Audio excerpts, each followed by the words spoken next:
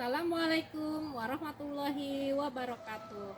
Salam dan bahagia Bapak dan Ibu guru hebat. Budaya positif di sekolah ialah nilai-nilai, keyakinan-keyakinan, dan kebiasaan-kebiasaan di sekolah yang berpihak pada murid, agar murid dapat berkembang menjadi pribadi yang kritis, penuh hormat, dan bertanggung jawab. Dalam mewujudkan budaya positif ini, guru memegang peran sentral. Guru perlu memahami posisi apa yang tepat untuk dapat mewujudkan budaya positif baik di lingkungan kelas maupun di lingkungan sekolah.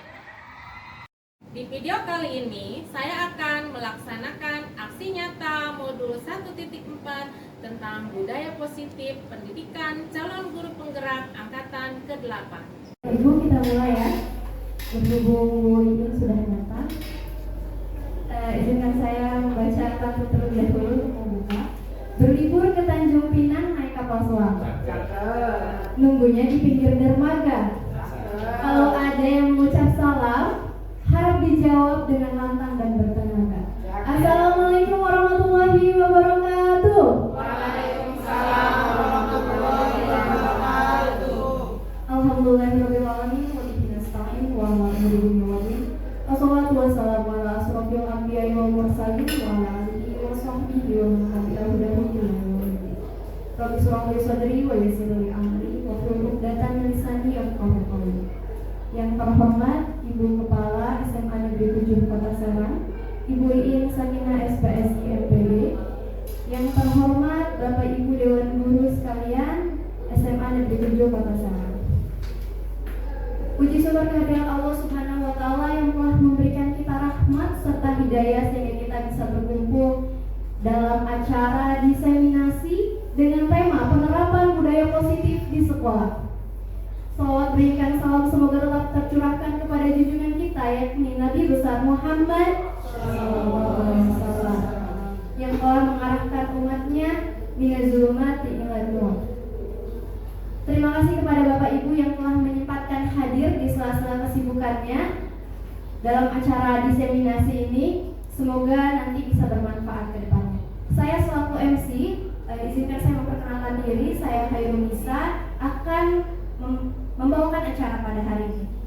Susunan acaranya yaitu acara yang pertama pembukaan, acara yang kedua menyanyikan lagu kebangsaan Indonesia Raya, acara yang ketiga pembacaan doa, acara yang keempat sambutan, acara yang kelima pemaparan materi modul 1.4 tentang budaya positif, acara yang keenam diskusi dan tanya jawab, acara yang ketujuh refleksi, acara yang kedelapan penutup, acara yang ke-9 foto bersama. Baiklah Bapak Ibu sekalian, untuk mengefisiensi waktu mari kita bersama membuka acara ini dengan membaca lafaz basmalah. Bismillahirrahmanirrahim. Acara selanjutnya mari kita sama-sama menyanyikan lagu kebangsaan Indonesia Raya. Bapak Ibu sekalian diharapkan untuk berdiri.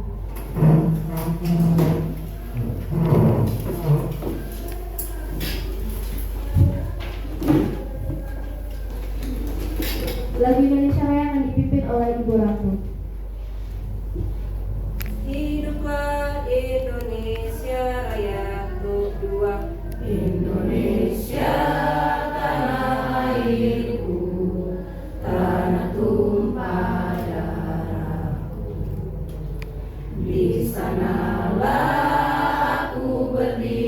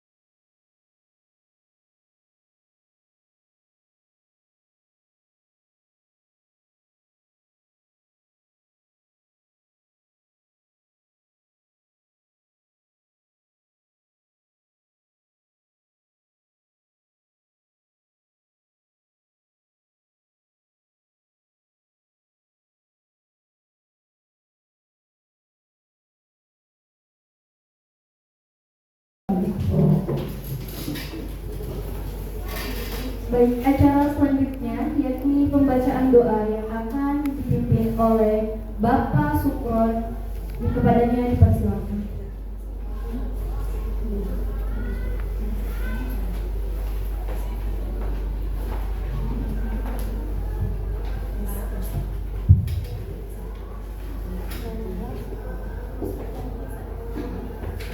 Assalamualaikum warahmatullahi wabarakatuh.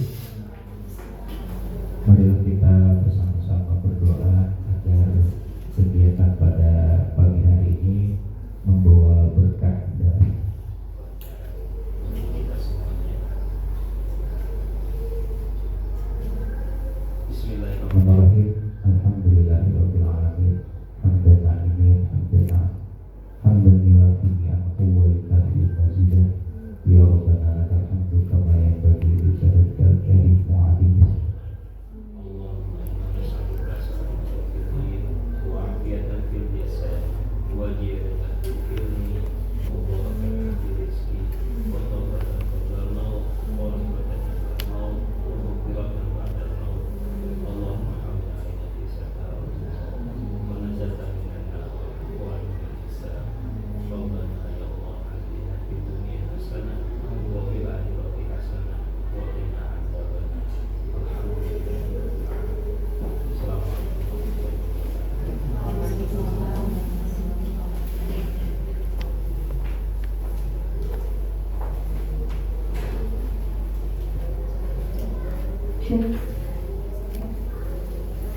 Terima kasih atas pembacaan doanya. Semoga acara ini berjalan dengan lancar. Acara selanjutnya yakni sambutan dari Kepala SMA Negeri 7 Kota Serang, Ibu Iin Sakinah SPSI MPD. Kepadanya dipersilakan. Bismillahirrahmanirrahim. Assalamualaikum warahmatullahi wabarakatuh. Puji syukur kepada Allah Subhanahu wa taala yang telah melimpahkan berkahnya berupa kesehatan sehingga kita bisa menghadiri acara desiminasi tugas dari calon guru penggerak angkatan 8 yaitu Ibu Susi Maili Daryani. Salawat serta salam mari kita limpahkan kepada junjungan kita Nabi besar Muhammad Sallallahu Alaihi Wasallam yang telah membawa kita dari alam jahiliyah menuju alam Islam.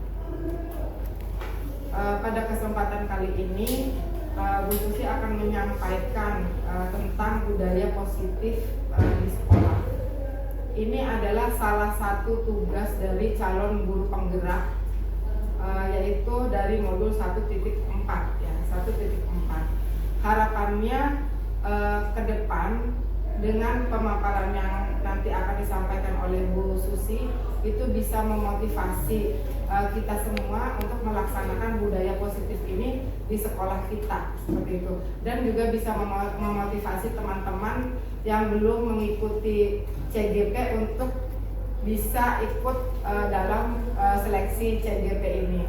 Kesempatan kali ini sudah dibuka, mangga Bapak Ibu untuk mengikuti seleksi di CGP angkatan 10 seperti itu.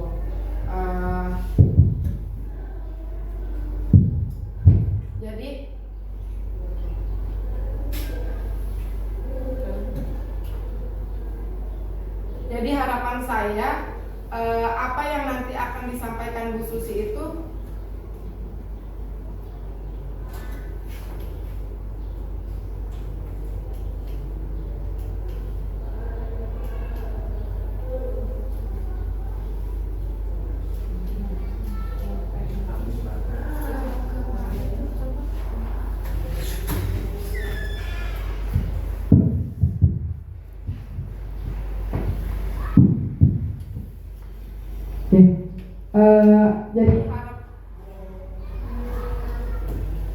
jadi harapan saya apa yang nanti akan disampaikan Bu Susi itu bisa benar-benar dilaksanakan di sekolah kita budaya positif ini gitu. Jadi tidak hanya sekedar untuk tugas menyelesaikan tagihan di LMS seperti itu. Harapannya nanti dengan dukungan dari teman-teman, budaya positif yang diusung oleh Bu Susi ini bisa kita terapkan di sekolah kita.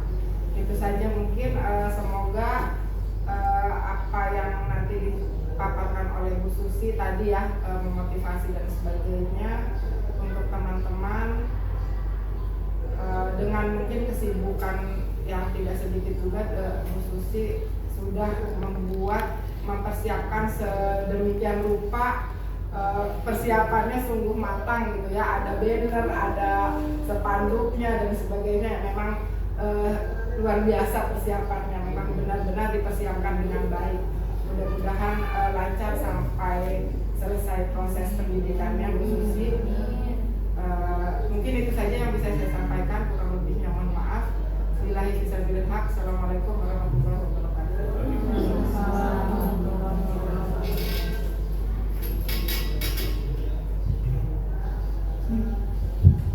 Baik, terima kasih kepada Ibu Kepala Sekolah yang telah memberikan sambutannya.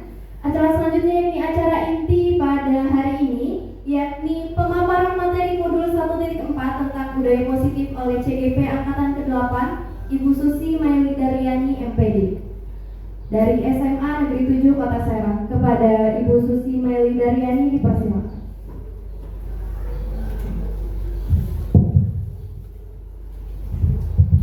Ya.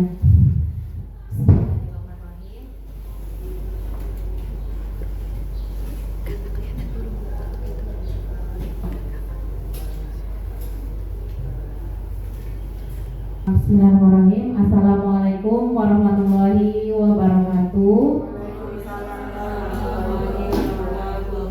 Salam sejahtera untuk kita semua.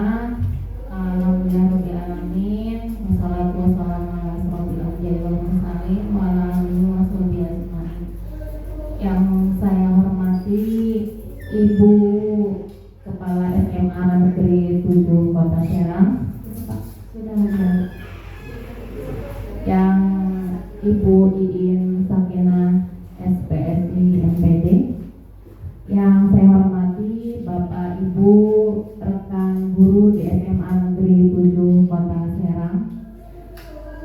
Yang pertama, marilah kita panjatkan puji dan syukur kehadirat Allah Subhanahu wa Ta'ala, karena di hari ini kita masih diberikan kesehatan untuk melaksanakan kegiatan penerapan budaya positif di sekolah. Salawat dan salam marilah kita curahkan kepada Nabi kita, Nabi Muhammad Sallallahu Alaihi Wasallam, dan semoga kita yang ada di sini mendapatkan syafaatnya kelak di akhir zaman. Saya ucapkan terima kasih banyak ini kepada Bapak dan Ibu rekan kerja yang sudah berkenan hadir dalam acara ini. Saya ucapkan terima kasih banyak. Bapak dan Ibu, mungkin teman-teman semua ya sudah kenal mungkin dengan saya ya, sudah paham dengan saya gitu ya, sudah tahu mungkin dengan saya. Tapi di sini saya wajib untuk memperkenalkan diri ya.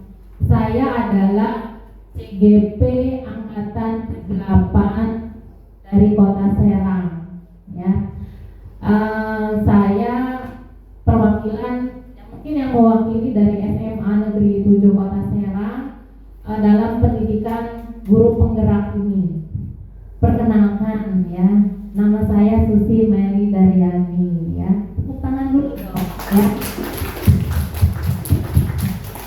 Oke ya, kegiatan penerapan budaya positif ini saya yakin mungkin maaf Pak.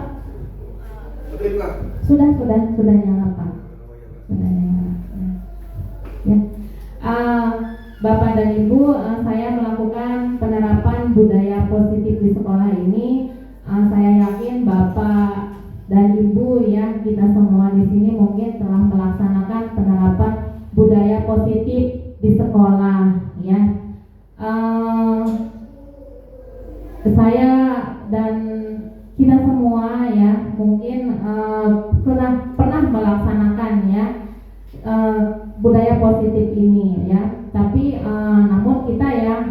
berpengaruh juga untuk menambah ilmu dan wawasan kita dalam penerapan budaya ini ya, serta kita juga harus menambah sesuatu hal yang baru untuk menambah cakrawala kita supaya lebih luar biasa ya, sebagai pendidik gitu ya.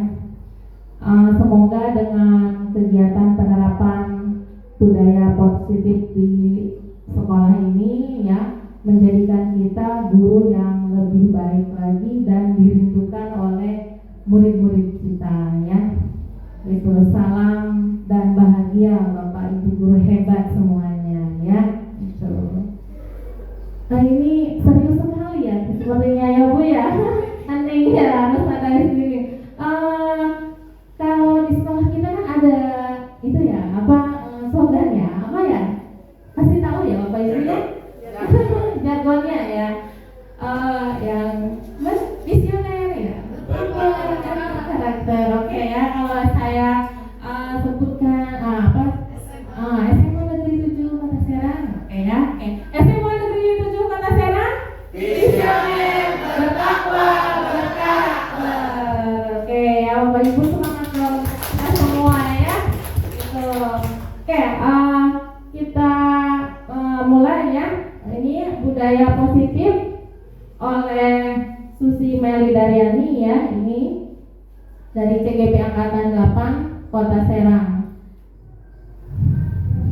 Selanjutnya ini apa pentingnya menciptakan suasana positif di lingkungan Anda? Ini sebelumnya ya ada pertanyaan-pertanyaan. Apakah hubungan antara menciptakan suasana yang positif dengan proses pembelajaran yang berpihak pada murid? Kemudian bagaimana penerapan disiplin saat ini di sekolah kita? Apakah sudah diterapkan dengan efektif? Bila belum, apa yang menurut Anda masih perlu diperbaiki dan dikembangkan ya?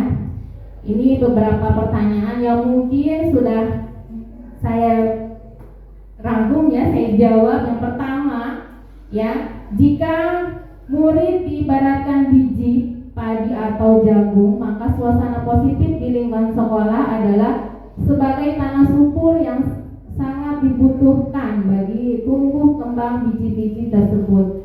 Dengan terciptanya suasana positif di lingkungan tempat belajar, maka kenyamanan lingkungan akan membuat murid belajar dengan nyaman pula, sehingga mereka dapat tumbuh dan berkembang dengan baik sesuai kodratnya ya. Ini yang kedua, hubungan antara menciptakan suasana yang positif dengan proses pembelajaran yang berpihak pada murid adalah adanya hubungan atau keterkaitan, karena dengan suasana positif yang telah tercipta akan otomatis menciptakan proses pembelajaran yang berpihak kepada murid ya.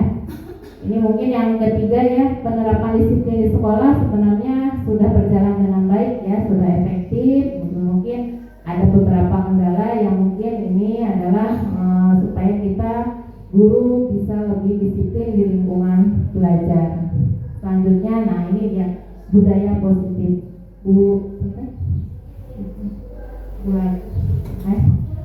Budaya positif ya. Saya di depan ya Bapak Ibu ya. Bapak ya. Oke.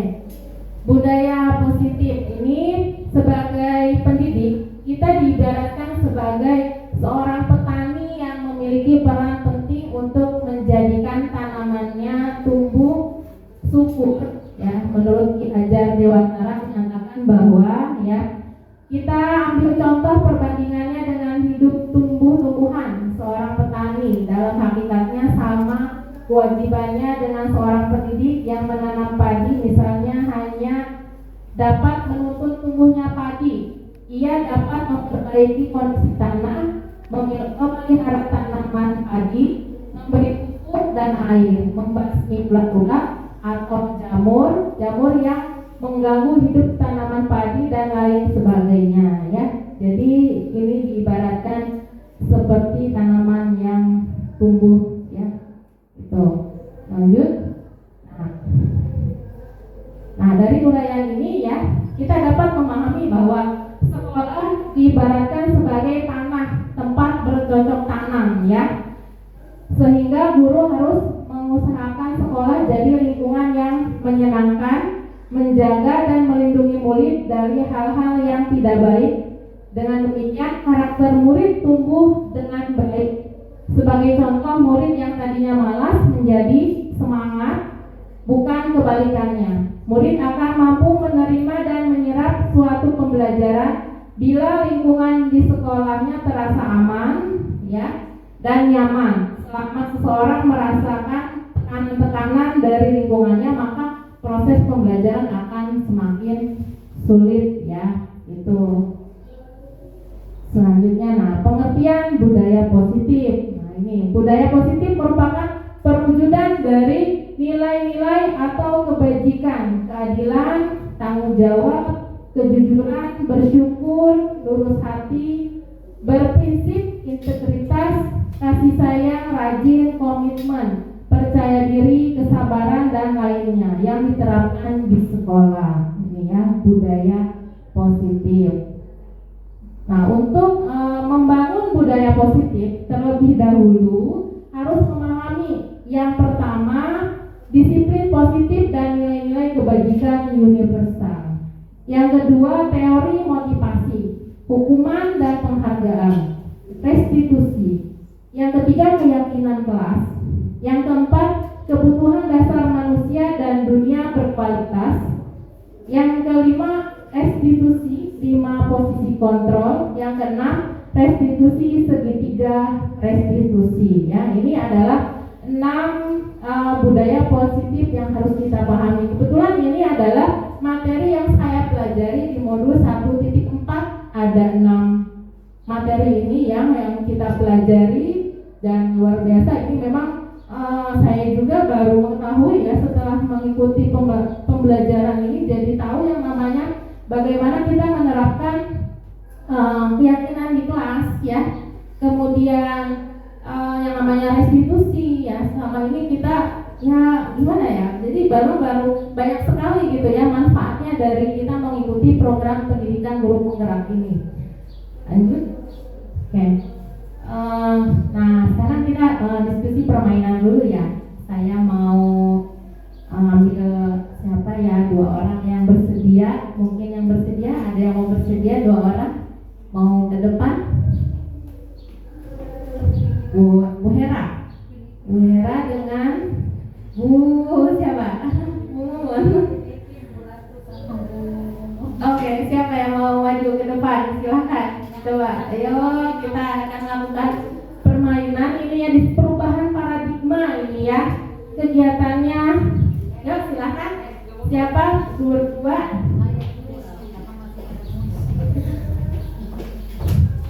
Nah ya, Bu siapa ini? Silahkan, perkenalkan dulu. Nama saya Bu Ratu Sri Yuliani. Oh, nama saya Bu Mumun Munawar. Kegiatan kepalan tangan ya, misalkan ada A dan B. Yang jadi A siapa nih? Yang mau jadi A? Bu Mumun. Yang B Bu Ratu ya. Nah, sopreklah secerdik. Misalkan apa ya? Saya ambil kertas ya. Kita ambil kertas, misalkan. Nah, letakkan misalkan tadi yang A siapa? Mumun ya. Nah, perintahnya letakkan di salah satu tangan Anda dan genggam benda tersebut dengan segala daya. Buatlah sebuah kepalan tangan ya. Teman Anda B akan mencoba dengan sekuat tenaga ya, dengan berbagai cara untuk meminta Anda memberikan benda tersebut. Ya. Jadi nanti oke, nah, dalam kegiatan ini sesungguhnya siapa yang memegang kendali atau kontrol untuk membuka atau tetap menutup ya. Lanjut Bu. Oke. Nih disiplin. Nah, jadi 2 orang ya. Nanti yang tadi yang A megang kertasnya ya. Yang B itu membujuk ya, boleh menghardik, mengintipasi, pokoknya sampai menggoda atau menawarkan sebuah apa, sampai yang temannya ini mau membuka tangannya ya. Silakan coba kita praktekkan. Ini kertasnya, silahkan Bu Mumun pegang. Ini saya, pokoknya nanti gimana caranya supaya Bu Mumun tuh mau membuka, menyerahkan kertas tersebut. Silahkan gimana caranya, coba dirayu sama Ibu Ratu. Nih saya Kasih lembaran merah, Bu. Lembaran merah. Sebelah. Sebelah. Kasih lembaran merah. Ini Bu, di mana Bu? saya bakal Lembaran merah. Ibu, ini mau apa? Nawarin apa gitu ya? Oh, silakan. coba gimana caranya tuh, Cek? Biasa di Coba, kampung. Bu, tangannya Bu. Yang kiri buka. Udah yang kanan aja.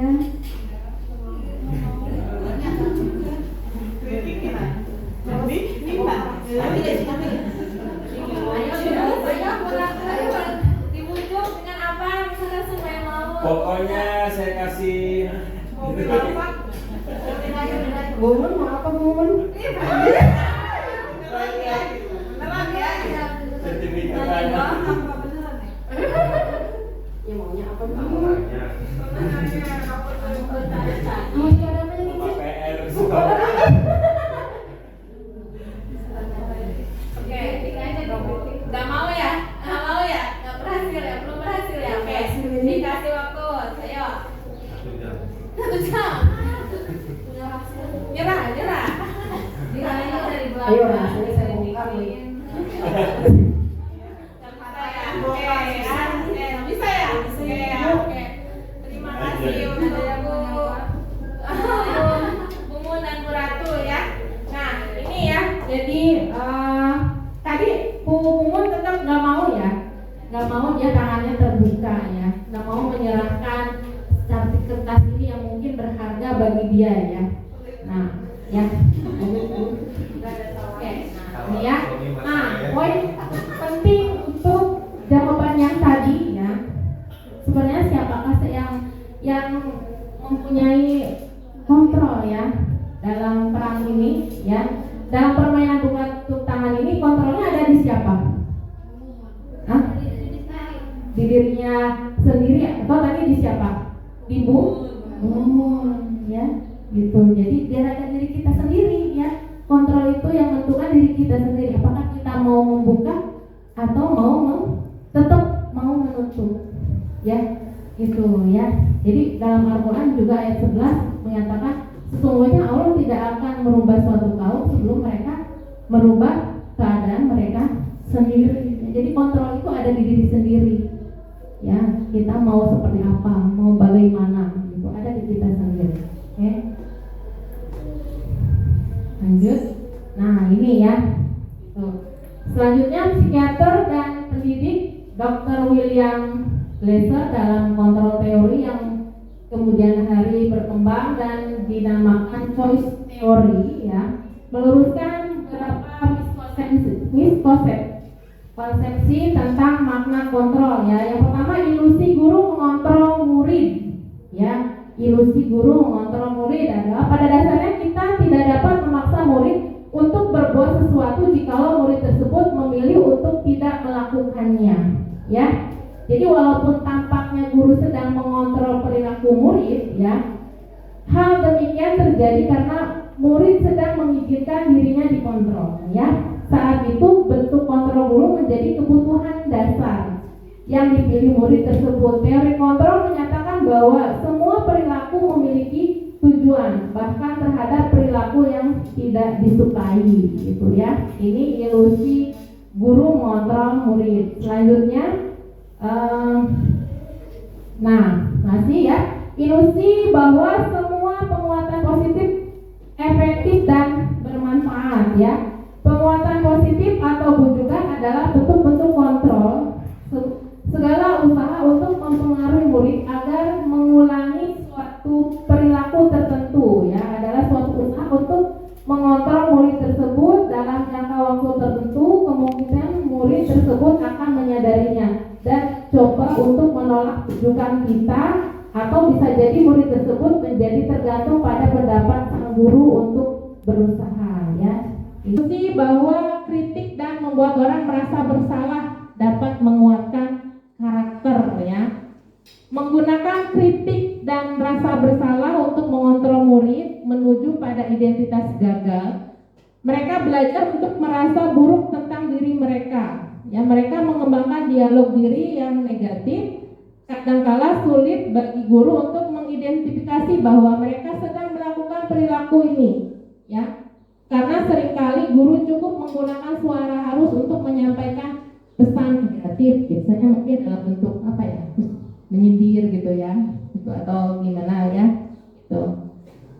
Selanjutnya, nah, ilusi bahwa orang dewasa memiliki hak untuk memaksa ya. Banyak orang dewasa yang percaya bahwa mereka memiliki tanggung jawab untuk membuat murid-murid tersebut ya, atau berbuat hal-hal tertentu ya. Apapun yang dilakukan dapat diterima selama ada sebuah kemajuan berdasarkan sebuah pengukuran kinerja. Pada saat itu pula orang dewasa akan menyadari bahwa perilaku memaksa tidak akan efektif untuk jangka waktu panjang dan sebuah hubungan permusuhan akan terbentuk. Oke, lanjut ya ini. Nah, ini ya perubahan paradigma, stimulus, ya, respon dan teori kontrol ya. Bisakah kita mengontrol seseorang? Pertanyaannya, bisakah kita mengontrol seseorang? Oke ya. Nah, menurut stimulus respon ini selanjutnya ya, ilusi bahwa kritik dan membuat orang merasa bersalah dapat menguatkan karakter ya.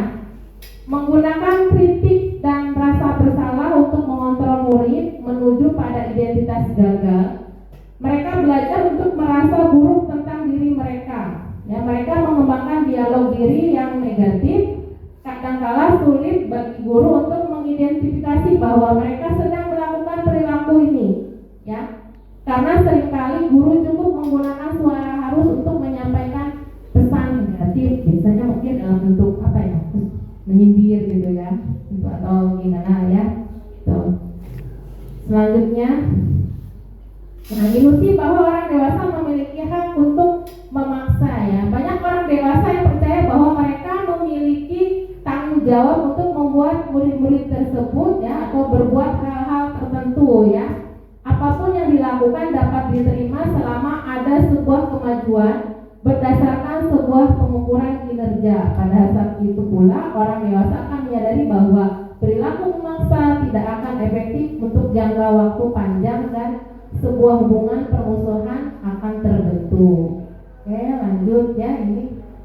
Nah, ini ya perubahan paradigma, stimulus, ya, respon dan teori kontrol ya. Bisakah kita mengontrol seseorang? Pertanyaannya, bisakah kita mengontrol seseorang? Oke ya.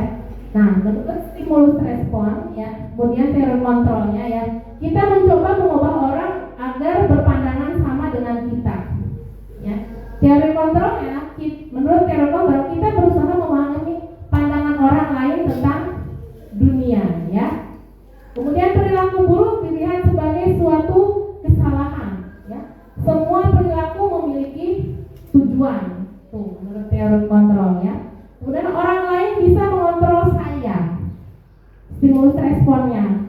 Ya, orang lain bisa mengontrol saya. Teori kontrolnya, menurut teori kontrol hanya Anda. Ya, hanya Anda atau hanya kita ya yang bisa mengontrol diri kita sendiri ya. Kemudian saya bisa mengontrol orang lain ya. Saya bisa mengontrol orang lain. Tadi pertanyaannya, apakah kita bisa mengontrol seseorang ya? Ternyata menurut teori kontrol Anda tidak bisa mengontrol orang lain ya. Pemaksaan ya, pemaksaan Anda pada saat bujukan gagal gitu, ya. Kemudian kolaborasi dan konsensus menciptakan pilihan-pilihan baru ya. Kemudian model berpikir menang kalah menurut stimulus respon, ada yang menang, ada yang kalah. Tapi kalau menurut teori kontrol ya, model berpikirnya itu menang ya, dua-duanya menang ya, semuanya menang ya. Kontrol saya, teori kontrolnya menurut teori kontrol hanya Anda ya, hanya yang bisa mengontrol diri kita sendiri, ya. Kemudian saya bisa mengontrol orang lain, ya. Saya bisa mengontrol orang lain. Tadi pertanyaannya, apakah kita bisa mengontrol seseorang, ya? Ternyata menurut teori kontrol adalah Anda tidak bisa mengontrol orang lain, ya. Pemaksaan Anda pada saat bujukan gagal itu, ya. Kemudian kolaborasi dan konsensus menciptakan pilihan-pilihan baru, ya. Kemudian model berpikir menang kalah menurut stimulus respon, ada yang menang, ada yang kalah. Tapi kalau menurut teori kontrol, ya, model berpikirnya itu menang, ya. Dua-duanya menang, ya, semuanya menang, ya. Itu, ya, paradigma stimulus respon teori kontrol. Ya, selanjutnya, nah, bagaimana seseorang bisa berubah dari paradigma stimulus respon ini, ya, menurut pendekatan teori kontrol ini, menurut Stephen R. Covey, ya, menyatakan bahwa bila kita ingin membuat kemajuan perlahan sedikit-sedikit, ubahlah sikap atau perilaku Anda, ya. Namun bila kita ingin memperbaiki cara-cara utama kita, maka kita perlu mengubah kerangka acuan kita. Ubahlah bagaimana Anda melihat dunia, bagaimana Anda berpikir tentang manusia, ubahlah paradigma Anda, skema pemahaman dan penjelasan aspek-aspek tertentu tentang realitas. Ini, ya. Oke. Selanjutnya, nah, ada yang namanya disiplin, ya. Ya, terima kasih kepada Bapak dan Ibu yang telah mengajukan pertanyaan. Yang pertama itu dari Bu Eli, ya, tentang motivasi intrinsik. Di sini yang sudah saya pelajari tentang motivasi intrinsik itu ketika kita misalkan memberikan penghargaan kepada seorang anak, ya, pada saat dia senang, ya, pada saat dia merasa bangga dan senang dengan pencapaian diri, maka kita akan mengambil kegembiraan yang saat itu sedang dirasakan secara alamiah, ya. Kemudian misalkan apa landasannya, ya, misalkan fondasi utama bagi siswa, ya, itu kan, ya, landasan yang menjadi motivasi intrinsik itu kan yang menjadi landasan atau fondasi utama bagi siswa, ya. Ya, pastinya dengan mengembangkan dan membiasakan budaya positif ini, ya, dengan mengembangkan membiasakan budaya positif ini, yang dimaksud adalah kita hilangkan yang namanya hukuman, penghargaan, apalagi ancaman, ya. Kita hilangkan kebiasaan seperti ini. Jadi kita hilangkan yang namanya hukuman, penghargaan, dan apalagi ancaman, ya. Kembangkan penguatan kita dengan cara yang tadi yang terakhir itu dengan cara penerapan restitusi, ya. Jadi yang tadi 3 sisi restitusi kita kembangkan lagi, gitu. Itu untuk pertanyaan jawaban dari Ibu Eli. Kemudian dari Pak Regi, pertanyaannya itu tentang peran, bagaimana menularkan kebiasaan baik kepada guru lain dalam membangun budaya positif di sekolah. Nah, peran guru penggerak dalam menularkan kebiasaan baik kepada guru lain dan khususnya mungkin murid, yaitu dengan membangun budaya positif, yaitu dengan menguatkan apa yang sudah ada atau menjadi budaya atau iklim yang ada di sekolah. Ya, yang ada di sekolah itu budaya sudah seperti apa, misalkan penerapan disiplin positif, misalkan yang sudah kita terapkan di sekolah kita itu penerapan 5S, ya. Senyum, sapa, salam, hormat, dan santun, ya, yang tiap hari atau tiap pagi, ya, kita laksanakan juga, ya, menyapa anak-anak didik kita di pagi hari itu. Kemudian kegiatan yang lain misalkan muhadharah, ya, kita kembangkan lagi, ya. Kemudian literasi mungkin yang perlu ada sedikit pengembangan, ya. Kebetulan Bu waktu praktik guru penggerak juga ada yang namanya kolaborasi, ya, Bu, ya, kolaborasi dengan semua pihak yang ada di sekolah. Untuk pengembangan literasi, Bu, saya punya ide, ya. Kita itu kan setiap hari Rabu itu ada literasi yang disampaikan dari wali kelas, ya, dari wali kelas ke kurikulum, ke wali kelas dan ke siswa, ya. Saya tuh punya ide ingin istilahnya meningkat, gitu, Bu. Jadi kadang mungkin ada wali kelas juga yang mungkin ada yang tepat waktu, ya, mengirimkan tugas literasinya, ada yang mungkin dengan kesibukan tersendiri, misalkan, ya, ada yang telat juga. Jadi saya punya ide bagaimana misalkan kita membuat semacam langsung akses siswa. Jadi siswa udah tahu misalkan di hari itu literasi itu kan tinggal siswa itu tinggal buka saja aksesnya.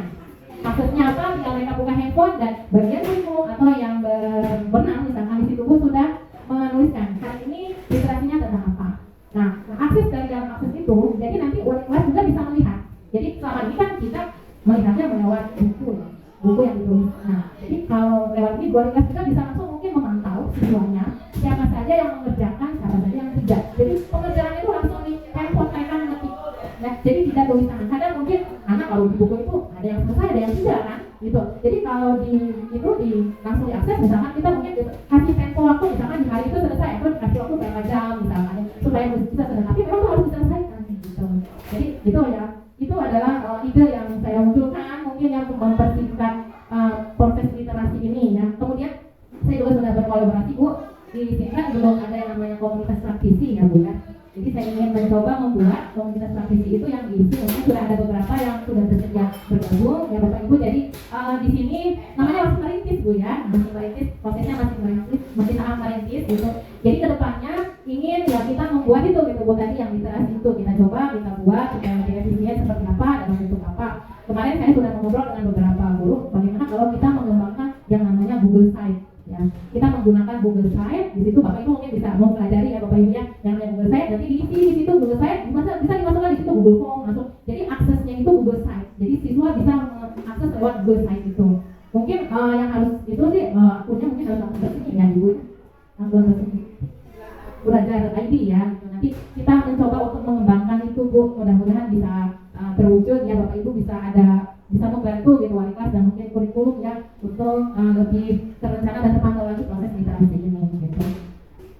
Dan depannya sih itu gambaran dari saya ya untuk komunitas praktisi, atau mungkin di antara Bapak Ibu yang masuk ke komunitas praktisi ini ada yang mungkin terbiasa misalkan menggunakan hal yang baru yang namanya Canva atau edit video dan lain-lainnya, mungkinnya bisa kita saling belajar bersama di antara komunitas praktisi, dan alangkah baiknya mungkin kita nanti bisa menularkan ke rekan guru yang lain ya gitu. Atau mungkin hal-hal yang berbau istilahnya yang sekarang kan kemajuan teknologi gitu ya, kita juga belajar, anak juga lebih hebat yang namanya penggunaan Canva, ternyata anak tuh sudah biasa gitu ya, mungkin bisa menggunakan tugas-tugas menggunakan Canva. Atau tadi yang saya berikan contoh ya Bapak itu hanya sebagai anak, oh ternyata ada yang namanya Padlet ini ya, mungkin untuk pelajaran yang semacam bahasa Indonesia atau bahasa biologi mungkin bisa menggunakan ini untuk proses pembelajaran gitu. Nah ini, jadi di komunitas praktisi ini kita bersemangat ya Bapak Ibu gitu. Mudah-mudahan juga saya berharap nanti kedepannya ada teman-teman saya, rekan-rekan saya yang bisa ikut daftar dan masuk lagi ke CGP Angkatan 10 ya. Jadi kita lebih kuat lagi ya, lebih kuat lagi fondasi kita, pembelajaran kita, karena memang banyak sekali manfaatnya gitu. Ini baru modul 1 aja selesai ya, masih ada modul 2 dan 3 gitu ya. Banyak sekali manfaat yang kita pelajari di program pendidikan guru penggerak ini. Gratis bagi Bapak Ibu ya.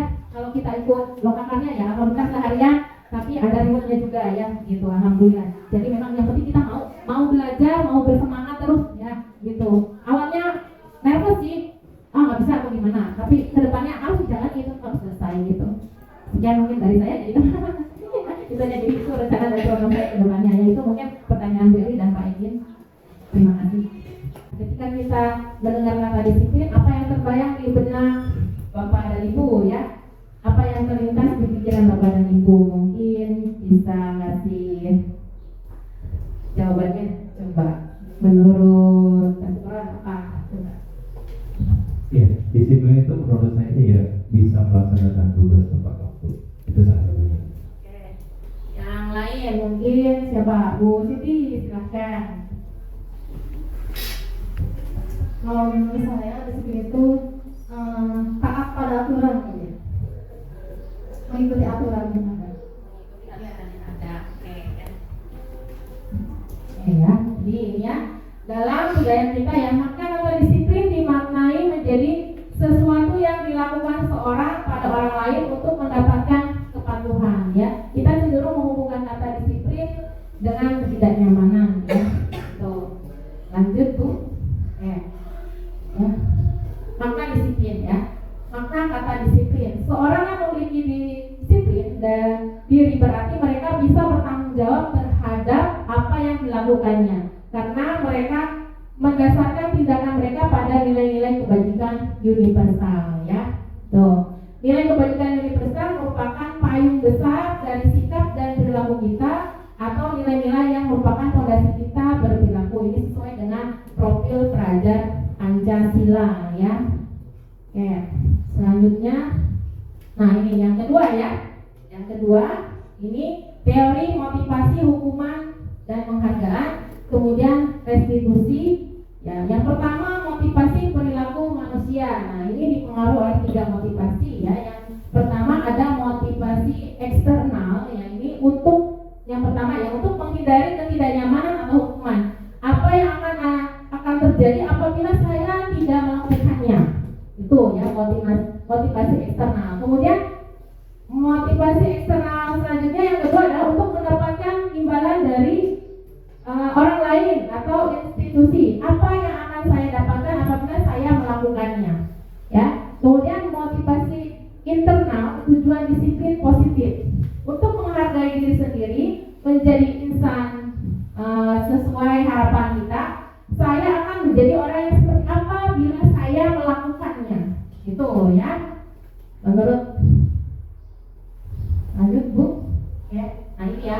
Kemudian ada namanya hukuman, konsekuensi dan restitusi ya. Sudah pernah mendengar ini Bu? Bapak?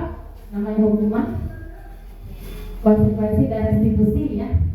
Jadi hukuman itu bersifat tidak terencana atau tiba-tiba ya. Anak atau murid tidak tahu apa yang akan terjadi dan tidak dilibatkan ya. Hukuman bersifat satu arah dari pihak guru yang memberikan dan murid hanya menerima suatu hukuman tanpa melalui suatu kesepakatan atau pengarahan dari pihak guru baik sebelum atau sesudahnya. Hukuman yang diberikan kita berupa fisik maupun psikis ya. Murid atau anak disakiti oleh suatu perbuatan atau kata-kata. Apakah sering Bapak Ibu atau pernah melakukannya hal seperti ini? Hukuman ya, jadi itu pihak ya dari guru ya, gitu. Ini hukuman. Kemudian ada yang namanya konsekuensi ya. Konsekuensi ini sudah terencana atau sudah disepakati ya, sudah dibahas dan disetujui oleh murid dan guru. Umumnya bentuk-bentuk konsekuensi dibuat oleh pihak guru atau sekolah dan murid sudah mengetahui sebelumnya konsekuensi yang akan diterima bila ada pelanggaran atau murid melakukan kegiatan di luar kegiatan pembelajaran, misalnya mengobrol, maka murid tersebut akan kehilangan waktu bermain dan harus menyelesaikan tugas untuk ketertinggalannya, gitu ya, konsekuensi. Kemudian ada yang namanya restitusi, adalah proses menciptakan kondisi bagi murid untuk memperbaiki kesalahan mereka sehingga mereka bisa kembali pada kelompok mereka dengan karakter yang lebih kuat ya. Restitusi ini membantu murid menjadi lebih memiliki tujuan, disiplin positif dan memulihkan dirinya setelah berbuat salah. Ini ya, ada yang namanya hukuman, konsekuensi dan restitusi ya. Itu selanjutnya. Nah ya, ada juga kata yang menyebutkan kalau dihukum oleh penghargaan ya. Dihukum mungkin di otak kepala kita ya, apa yang dihukum oleh penghargaan ya, itu. Ini menyatakan bahwa penghargaan oleh penghargaan itu berpengaruh jangka panjang dan jangka pendek ya. Terlihat nggak Bapak yang di atasnya kalimatnya ya.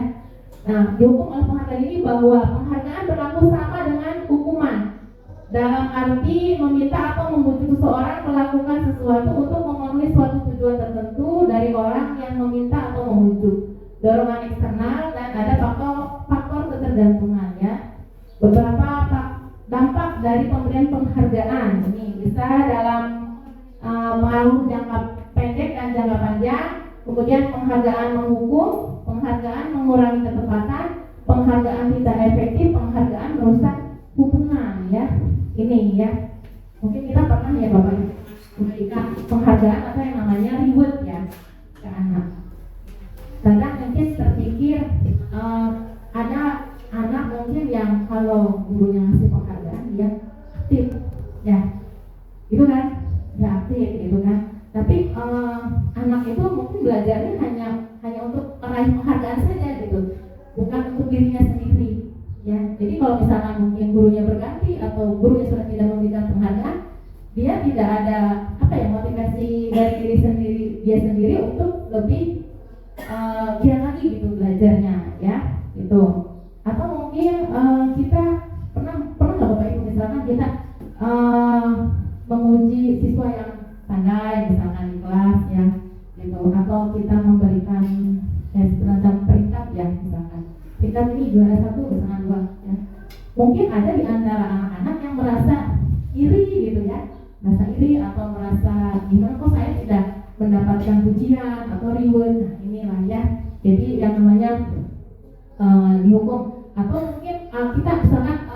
ada misalnya anak yang sering terlambat misalkan, kamu jangan terlambat ya misalkan, kita bujuk misalkan, nanti bapak atau ibu kasih apa misalkan, atau nanti apa gitu ya, dengan supaya mereka tuh bisa rajin. Jadi memang tujuan mereka itu ya nanti dia rajin ke sekolah itu atau datang ke sekolah itu ya nanti dapat rewardnya itu gitu. Jadi kalau nggak ada rewardnya ya udah mungkin makan kembali lagi seperti semula itu ya. Oke, selanjutnya di hukum oleh penghalang ini menurunkan kualitas ya, penghargaan mematikan kreativitas, kemudian penghargaan juga mengurangi motivasi intrinsik ya, ini motivasi dari dalam dirinya sendiri. Oke. Selanjutnya, nah apa nih perbedaan hukuman dan sanksi atau konsekuensi ya? Itu hukuman sesuatu yang menyakitkan harus terjadi. Kalau konsekuensi sesuatu yang harus terjadi. Ya awal di modul 1.4 ini kita ada pertanyaan seperti ini ya. Saya juga waktu itu mengisi soal ya, Ibu ada kalau nggak salah 14 soal di situ ya. Ada memang masih belum bisa membedakan mana itu kalimat hukuman ya, mana itu konsekuensi gitu. Jadi masih rancu gitu ya. Jadi setelah saya baca kembali ya berulang-ulang hukuman dengan konsekuensi, yang pertama ya itu tadi ya, kalau hukuman itu menyakitkan katanya ya, kalau konsekuensi sesuatu yang harus terjadi ya. Kemudian hukuman membuat anak sakit ya, fisik maupun hati untuk jangka waktu lama, sedangkan konsekuensi membuat anak merasa tidak nyaman dalam jangka waktu pendek ya. Anak membenci kedisiplinan kalau hukuman, kalau konsekuensinya anak menghargai disiplin ya. Paksaan hukuman ya, kemudian konsekuensinya stimulus atau tanggapan. Hukuman mendorong anak menyakiti diri sendiri ya. Kemudian konsep diri yang buruk, anak belajar untuk menyembunyikan kesalahan, marah, rasa bersalah, dipermalukan, merasa tidak dihargai ya.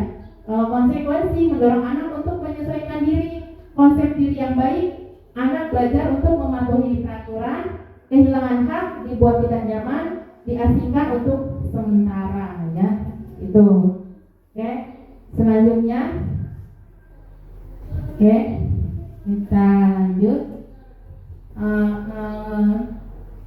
slide selanjutnya tadi. Oke. Nah ini ya. Nah yang identitas gagal itu hukuman ya. Kemudian ada identitas sukses itu disiplin, itu kita menggunakan konsekuensi dan restitusi di situ ya. Lanjut Bu. Nah sekarang kita coba bedakan ya menurut Bapak dan Ibu nih ya, manakah yang termasuk hukuman atau konsekuensi ya. Oke, yang pertama mencatat 100 kali di dalam buku kalimat, di dalam buku ya kalimat saya tidak akan terlambat lagi karena terlambat ke sekolah. Jadi mencatat 100 kali kalimat itu ya, saya tidak akan terlambat lagi. Menurut Bapak itu hukuman atau konsekuensi? Hukuman. Saya tidak akan lagi konsekuensi. Hukuman atau konsekuensi? Konsekuensi. Saya tidak akan terlambat lagi.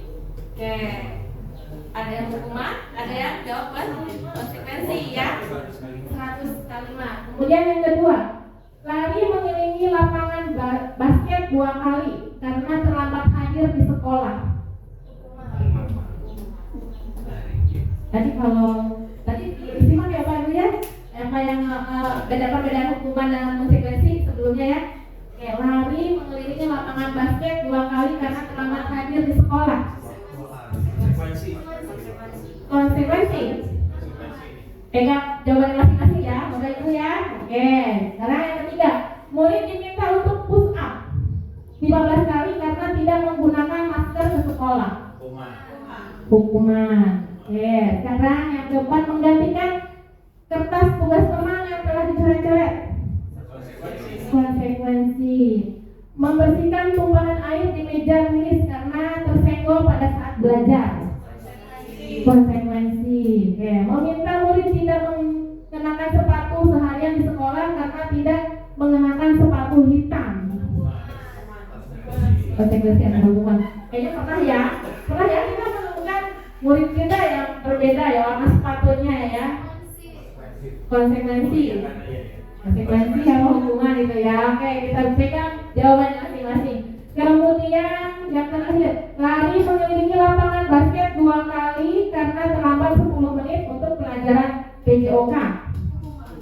Apa itu?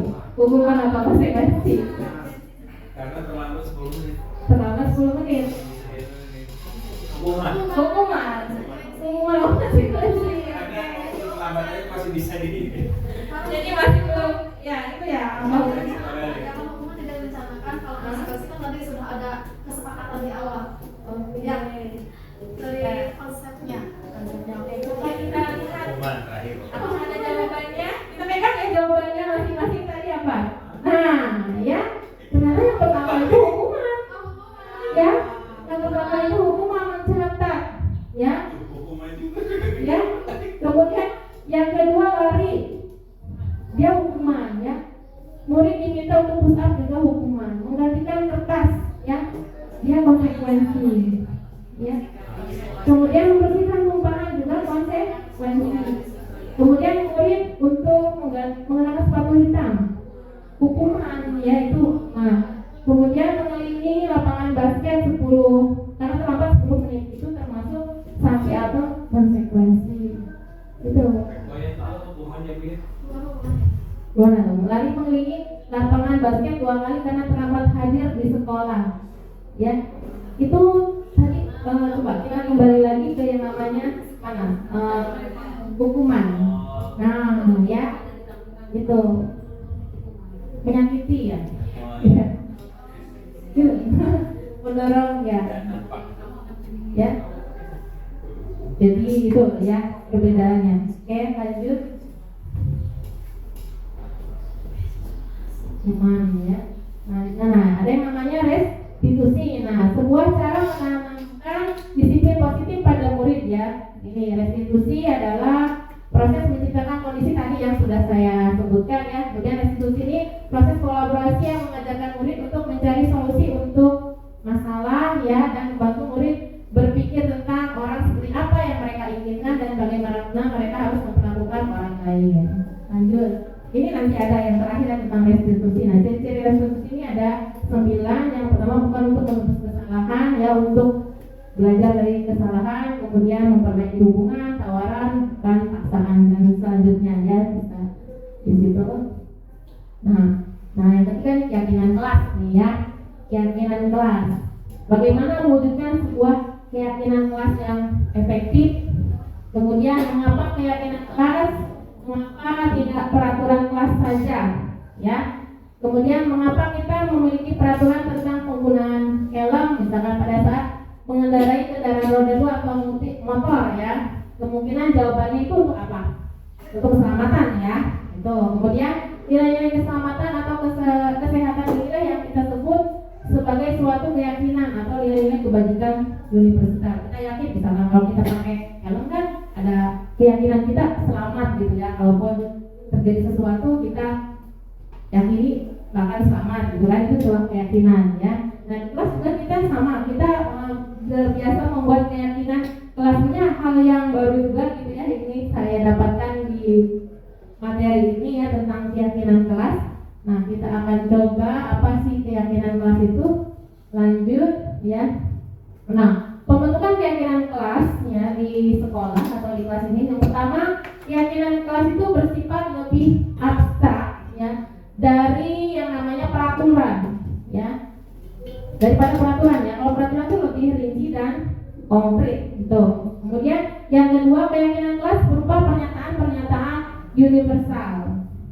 Kemudian yang ketiga, pernyataan keyakinan kelas senantiasa dibuat dalam bentuk positif ya. Jadi positif kalimatnya, jadi kita tidak menggunakan kata tidak, jangan ya. Jadi kalimatnya positif. Misalkan tidak mencontek.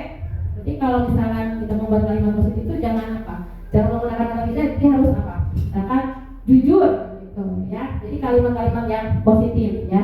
Kemudian yang keempat, keyakinan kelas hendaknya tidak terlalu banyak sehingga mudah diingat dan dipahami oleh semua warga kelas ya.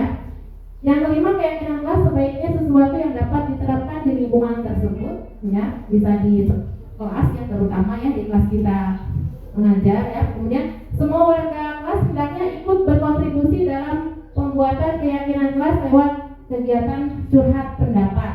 Tuh. Kemudian yang ketujuh, bersedia meninjau kembali keyakinan kelas dari waktu ke waktu. Nah ini ya, untuk menciptakan budaya positif, ini ada lingkarannya, lingkungan yang positif itu adanya keyakinan kelas, kemudian dari keyakinan kelas adanya yang namanya kesepakatan kelas, ya, kesepakatan kelas. Ini ya, kadang kita biasanya buatnya aturan ya, aturan itu kan dari kita ya, kan dari semua warga yang ada di kelas itu ya. Misalnya kita mau buat aturan, ternyata itu kita harus bisa merubahnya, kita buat kesepakatan kelas ya, yang bisa diyakini oleh semua murid kita gitu ya. Selanjutnya, nah ini ya contoh membuat kesepakatan kelas ya, yang membuat ini apalagi di tahun ajaran baru ya, Bapak Ibu mungkin sudah awal masuk kelas ya, awal masuk kelas, ini sangat baik sekali kita membuat yang namanya kesepakatan kelas ya, bukan aturan ya. Jadi kita buat ya kontrak pembelajaran yang namanya kesepakatan kelas. Contohnya tadi kita menggunakan kalimatnya yang positif ya. Contohnya yang udah saya buat, misalkan di sini datang ke kelas tepat waktu, kesepakatan dari semua siswa ya. Kemudian saling menghargai, mengikuti pembelajaran dengan baik, mengumpulkan tugas tepat waktu, jujur saat ulangan, bersikap dan bertutur santun, kemudian menjaga kebersihan lingkungan. Ini contoh kesepakatan kelas. Nanti tinggal Bapak Ibu kelas ya, tergantung siswanya apa kesepakatannya ya, gitu. Selanjutnya, nah ini yang namanya keyakinan ya. Contoh keyakinan kelas, ada peraturan, ada keyakinan kelas ya. Kalau keyakinan di peraturan itu di situ selalu apa? Di sini selalu mengembalikan buku ke tempatnya ya. Misalkan contoh peraturannya, keyakinan kelasnya itu tanggung jawab ya. Kemudian peraturannya dilarang mengganggu orang lain, berarti menghormati orang lain dan diri sendiri, itu keyakinan kelasnya. Kemudian dilarang melakukan kekerasan, itu keyakinan kelasnya keselamatan, menghormati orang lain. Kemudian dilarang menggunakan narkoba, itu kesehatan dan seterusnya. Itu ya contoh keyakinan kelas. Lanjut. Nah ini contoh keyakinan kelasnya yaitu disiplin. Disiplin mungkin tadi datang tepat waktu itu termasuk keyakinan kelasnya ya, disiplin itu ya. Kemudian tanggung jawab ya, tanggung jawab, kemudian sopan, keselamatan ya, keselamatan, kemudian sopan dan gotong royong gitu ya. Atau toleransi, bisa santun ya, jujur tadi ya, jujur, kemudian kolaborasi dan disiplin. Selanjutnya, nah itu ya, ini jadi diharapkan nanti Bapak Ibu di kelasnya kita buat kesepakatan kelas ya gitu. Jadi semuanya siswa dikasih kesempatan untuk menyampaikan pendapatnya. Kesepakatan apa sih? Gitu. Tugas kita guru tinggal kita memilih ya, kira-kira mana yang tepat gitu. Dan itu memang harus kita laksanakan ya sebagai guru dalam satu tahun ajaran ini. Inilah kesepakatan kelas kita. Jadi tidak ada lagi misalkan kalau siswa yang melanggar ya kan sudah ada kesepakatannya gitu ya. Jadi sama-sama dua-duanya enak gitu ya, sudah ada kesepakatan. Nah ini ya, selanjutnya yang keempat, kebutuhan dasar manusia dan dunia berkualitas.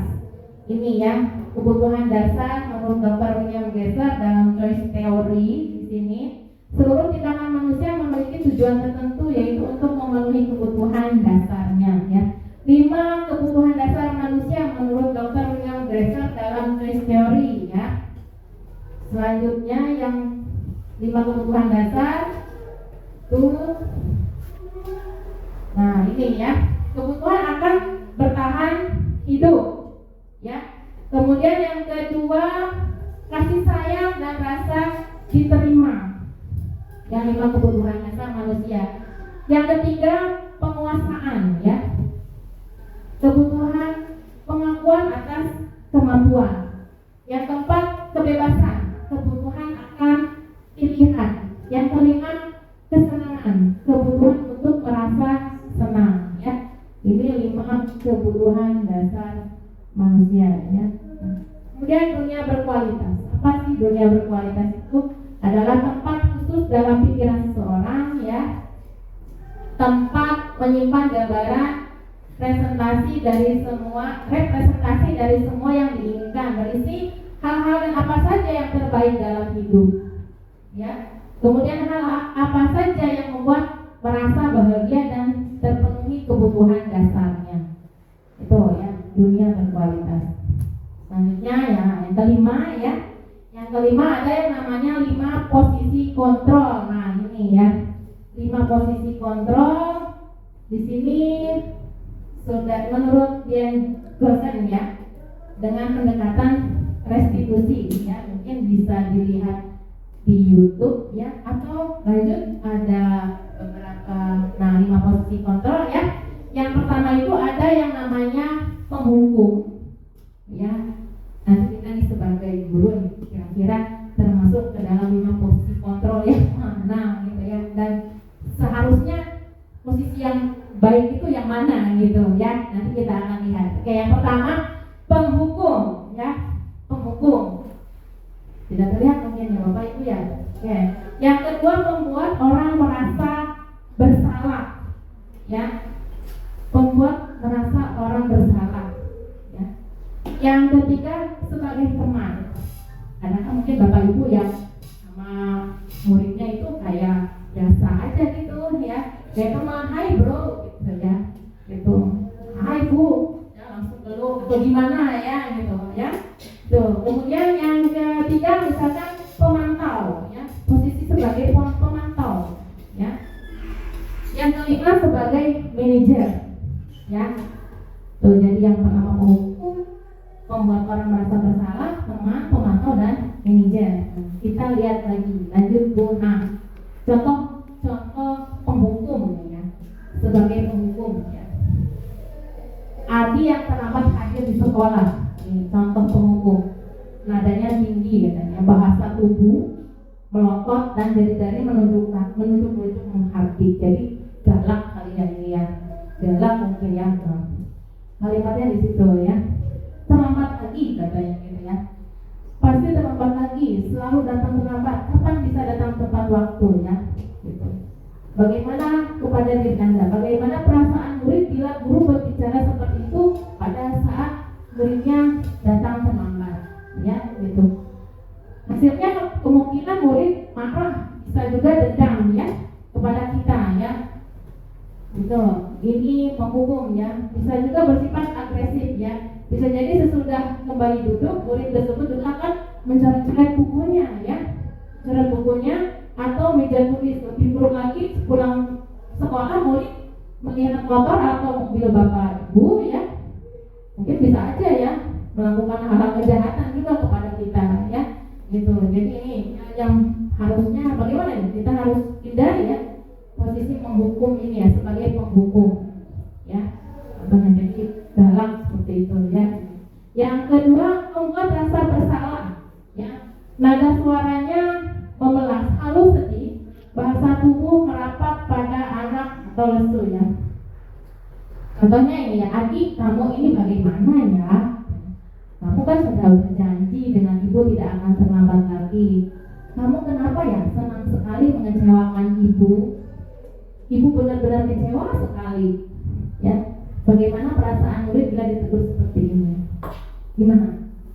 Ya, kok saya merasa bersalah ya sudah mengecewakan ibu gurunya karena terlambat gitu ya? Kepikiran di muridnya ya. Gitu ya. Nah, hasilnya mungkin murid akan merasa bersalah di sini. Bersalah setelah mengecewakan ibu atau bapak gurunya, ya. Murid akan merasa menjadi orang yang gagal dan tidak sanggup membahagiakan orang lain, ya. Kadangkala seperti ini lebih berbahaya dari sikap menghukum, ya, karena emosi akan tertanam rapat di dalam, ya. Murid menahan perasaan, tidak seperti murid dengan guru penghukum ya, di mana murid bisa mengembangkan amarahnya walaupun dengan cara negatif ya. Murid tertekan seperti inilah tiba-tiba bisa meletus amarahnya dan bisa menyakiti diri sendiri dan orang lain karena dia merasa terpendam ya, merasa orang kecewa ibu guru gimana ya, mau marah juga dia yang udah dibuat rasa bersalah gitu ya, gitu. Jadi dipendam aja gitu ya. Gitu. Oke, selanjutnya yang ketiga, nah sebagai teman ya, sebagai teman ada suaranya sama, akrab, bercanda ya, dan bahasa tubuh merapat pada murid, mata dan senyum juga jenaka ya. Biasalah kayak ke teman gitu ya, namanya ke teman guru dengan murid gitu kan ya, gitu. Wah, misalkan contohnya, adik, ayolah gitu. Bagaimana sih kamu ini gitu kan? Kamu sudah janji ke bapak kan? Kenapa terlambat lagi? Dia ketawa gitu kan. Nah, ya sudah tidak apa-apa, duduk dulu sana, nanti Pak Guru bantu kamu ini ya. Kami senyum-senyum. Bagaimana perasaan dengan sifat guru seperti ini ya? Ya. Jadi hanya sebagai contoh menganggap guru itu sebagai teman. Yang murid mungkin akan merasa senang dan akrab ya dengan guru ya. Gitu. Ini juga dampaknya juga positif ya, ada positif ya. Hanya saja di sisi negatifnya mungkin murid menjadi tergantung pada guru tersebut ya. Kalau misalkan dia gurunya bukan hari ini, misalkan Pak Supra menganggap teman dengan yang terlambat, besok misalkan siapa? Bu Yuli misalkan, wah udah lain lagi ceritanya ya, mungkin ya kondisi anak tersebut. Atau dengan siapa misalkan berganti, misalkan yang ketemu di hari itu ya, itu bisa. Bila ada yang masalah, dia juga merasa bisa mengandalkan guru tersebut untuk membantunya. Ya, misalkan dia ada masalah, saya mungkin minta bantuan yang menganggap dirinya sebagai teman itu siapa? Guru siapa? Guru siapa? Mungkin dia akan meminta bantuan gitu kalau dia ada masalah di sekolah itu. Itu ya. Akibat lain dari posisi teman ini, dia hanya akan berbuat sesuatu bila yang menyuruh adalah guru tersebut dan belum tentu berlaku yang sama dengan guru yang lainnya. Contohnya kalau misalkan disuruh masuk ramah, ini kok mau ya gitu, misalkan kok tugasnya selesai gitu ya, itu ini ya posisi sebagai teman. Kemudian yang keempat, pemantau ya, nada suara datar, bahasa tubuhnya formal ya. Contohnya misalkan gurunya ya, adik, tahu kamu jam berapa kita memulai? Tahu Pak, kamu terlambat 15 menit. Apakah kamu sudah mengerti konsekuensi yang harus dilakukan jika terlambat? Makanya paham Pak, saya harus tinggal kelas pada jam istirahat nanti dan mengerjakan tugas ketinggalan saya. Ya benar, nanti pada saat jam istirahat kamu harus tinggal di kelas untuk menyelesaikan tugas yang tadi ya. Saya tunggu katanya ya. Saya tunggu gitu ya. Bagaimana perasaan murid diperlakukan seperti ini? Ya. Hasilnya murid mungkin akan memahami konsekuensi yang harus dijalankan karena telah melanggar salah satu peraturan sekolah ya. Guru tidak menunjukkan suatu emosi yang berlebihan, nggak emosi gitu gurunya ya, gitu. Menjadi marah atau membuat merasa berbuat salah. Murid tetap dibuat tidak nyaman, yaitu dengan harus tinggal kelas pada waktu jam istirahat dan mengerjakannya. Ya, gimana? Pernah nggak memantau? Ya. Pokoknya kamu terlambat 15 menit. Konsekuensi yang terlambat ya apa? Mengejar ketertinggalan selama 15 menit itu. Yang lain udah istirahat, dia masih kerjain tugas. Ya, sering aduh ini tawaran tugas buat saya ya, gitu ya. Tuh, jadi sering. Jadi mereka ditinggal yang terlambat ini ya, sedangkan ini sudah istirahat. Pokoknya nggak mau tahu konsekuensinya udah ada, bukunya dikumpulin gitu. Ya selesai kerjaannya. Ini sebagai pemantau ya. Kemudian yang kelima ya sebagai manajer ya. Nah suaranya tulus, bahasa tubuhnya tidak kaku, kemudian mendekat ke murid ya. Contohnya misalkan Adi, apakah kamu mengetahui jam berapa sekolah dimulai? Misalkan tahu Pak, jam 7 ya. Ya jadi kamu terlambat, kira-kira bagaimana kamu akan memperbaiki masalah ini ya. Tadi saya bisa menanyakan teman saya Pak untuk mengejar tugas yang tertinggal ya. Guru baik itu bisa dilakukan. Apa besok ada masalah untuk kamu agar bisa hadir tepat waktu ke sekolah? Ya, tidak Pak, saya bisa hadir tepat waktu. Ya, baik saya hargai usahamu untuk memperbaiki diri.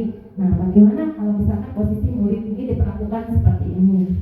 Ya, jadi pada posisi manajer ya, maka suara guru sebaiknya tulus ya, tidak perlu marah, tidak perlu meninggikan suara, apalagi menunjuk-nunjuk jari ke murid ya, berkaca pindang atau misalkan ya kita membuat apa ya di situ ya, tampak sedih sekali ya akan perbuatan murid ataupun bersenda gurau menempatkan diri sebagai teman murid ya. Nah, fokus pada murid ya, bukan untuk membahagiakan guru atau orang tua ya. Murid sudah mengetahui adanya suatu masalah dan sesuatu perlu terjadi. Bila guru mengambil posisi pemantau, guru akan melihat apa konsekuensinya, apa peraturannya. Namun pada posisi manajer di sini, guru akan mengembalikan tanggung jawab pada murid untuk mencari jalan keluar permasalahannya ya, tentu dengan pimpinan guru ya. Jadi ini kembalikan lagi kalau posisi manajer ya, di situ kan ada di situ ya. Jadi udah tahu kalau masuk ke jam 7 ya, bisa nggak kamu memperbaiki ke depannya gitu ya. Jadi mereka sendiri yang menjawab gitu ya, kembalikan kepada mereka sendiri. Nah, menurut Bapak Ibu kira-kira posisi yang baik itu yang mana ya? Sebagai apa ya kita guru ini? Ya, lanjut. Nah, ya. Jadi diharapkan sih dari 5 posisi kontrol tadi itu ya, kita memang ada di posisi sebagai manajer ya, itu sebagai manajer. Jadi itu sudah posisi yang paling tinggi katanya waktu hasil saya memberikan pemahaman ya. Jadi posisi manajer itu posisi yang paling tinggi katanya gitu ya. Jadi kita boleh misalkan di situasi tertentu kita melakukan misalkan posisi yang lainnya gitu ya, tapi diharapkan kita berada di posisi sebagai manajer ya. Kemudian yang keenam nih ya, materi yang keenam yaitu tentang segitiga restitusi ya. Ini ya, saya juga baru mendengar ini ya, baru luar biasa waktu itu ya Bapak Ibu ya. Nah, di modul 1.4 ada yang namanya diskusi ya, diskusi pemahaman ya, diskusi bersama teman-teman ya. Jadi kita dihadapkan oleh beberapa kasus di situ, kemudian kita mencari restitusinya seperti apa ya, posisinya sebagai apa gitu ya. Dan memang kasus-kasus itu yang sering terjadi, yang sering ada di sekolah gitu ya. Jadi kita dan dari setiap kelompok itu berbeda-beda ya, perpandangannya dari kasus ini ternyata berbeda, ini berbeda. Ada juga yang sama gitu pemahamannya mengenai kasus tersebut ya. Segitiga restitusi ini, restitusi adalah suatu proses dialog yang dijalankan oleh guru atau orang tua agar dapat menghasilkan murid yang mandiri dan bertanggung jawab. Ini ya. Ada 3 sisi segitiga restitusi ya. Ada 3 itu. Selanjutnya Bu, kita lebih perjelas ya. Nah, sisi yang pertama itu untuk membuat anak merasa gagal karena berbuat salah menjadi positif terhadap dirinya. Ini menstabilkan identitas ya. Sisi yang pertama itu menstabilkan identitas. Misalkan guru berkata, berbuat salah itu hal yang manusiawi, tidak masalah. Tidak ada manusia yang sempurna. Bapak Ibu juga buat salah. Kita pasti bisa menyelesaikan permasalahan ini ya. Bapak atau Ibu tidak tertarik untuk mencari tahu siapa yang benar, siapa yang salah. Bapak atau Ibu lebih tertarik untuk menyelesaikan masalah. Kalau kamu menyalahkan dirimu sendiri terus-menerus, apakah kamu bersikap baik pada dirimu sendiri? Ya, ini menstabilkan identitas. Ya, kemudian ada lagi yang namanya ya, lanjut.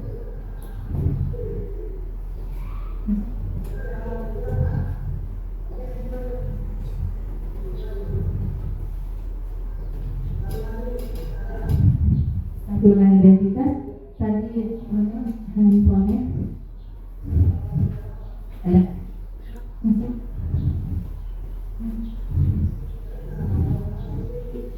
Stabilkan identitas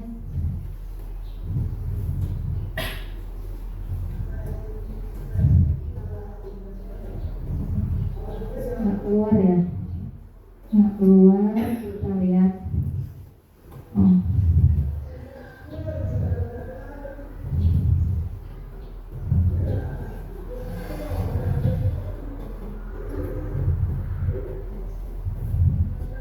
maaf ya Bapak Ibu sebentar.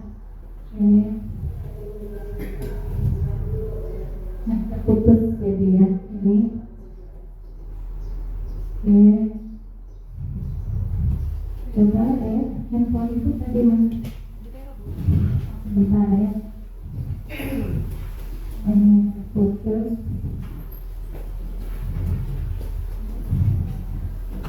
Bisa oke nanti ya. Saya ganti aja warnanya ya Bapak Ibu.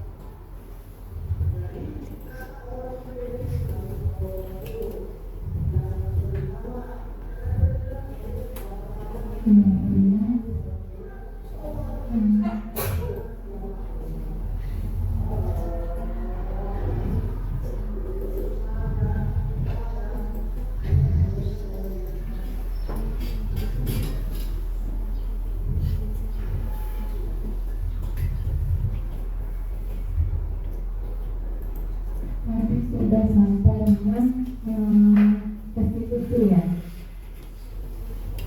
Restitusi.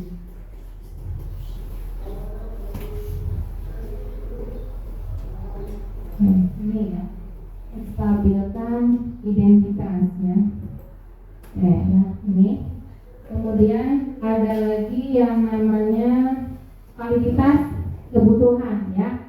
Ini ya. Validitas kebutuhan itu membantu murid mengenali basic ya atau need kebutuhan dasar yang ingin dipenuhinya ketika melakukan kesalahan itu ya. Ini pada dasarnya setiap tindakan manusia tujuannya adalah memenuhi basic atau need, apakah itu power ya, freedom, love dan belonging ya, fun atau survival ya. Ini guru berkata misalkan validitas kebutuhannya ya, kamu bisa saja kan melakukan hal yang lebih buruk ya, tapi kamu tidak melakukannya kan ya.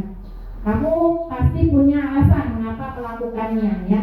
Apa yang penting bagi kamu ya, kamu boleh tetap berusaha menjaga sikap itu, tapi tambahkan sikap yang lain yang baru. Kemudian maukah kamu belajar cara lain untuk mendapat yang kamu butuhkan tanpa harus misalkan memukul ya.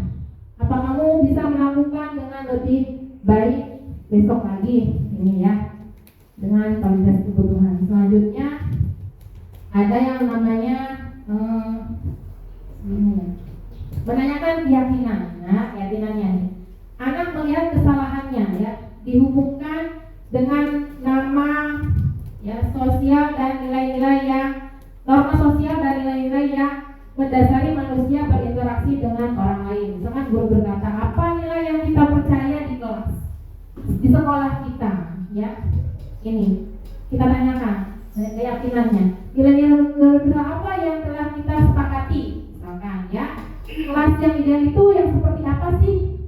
Itu kamu ingin jadi anak seperti apa? Tuh, menanyakan lagi ya, apa yang kamu rasakan ketika kamu melakukan itu ya, kamu menjadi orang yang seperti apa? Nih ya, kembali menanyakan keyakinan kepada siswanya gitu ya. Nah, selanjutnya dengan mempialankan segitiga restitusi ya, murid-murid lebih kuat secara pribadi ya.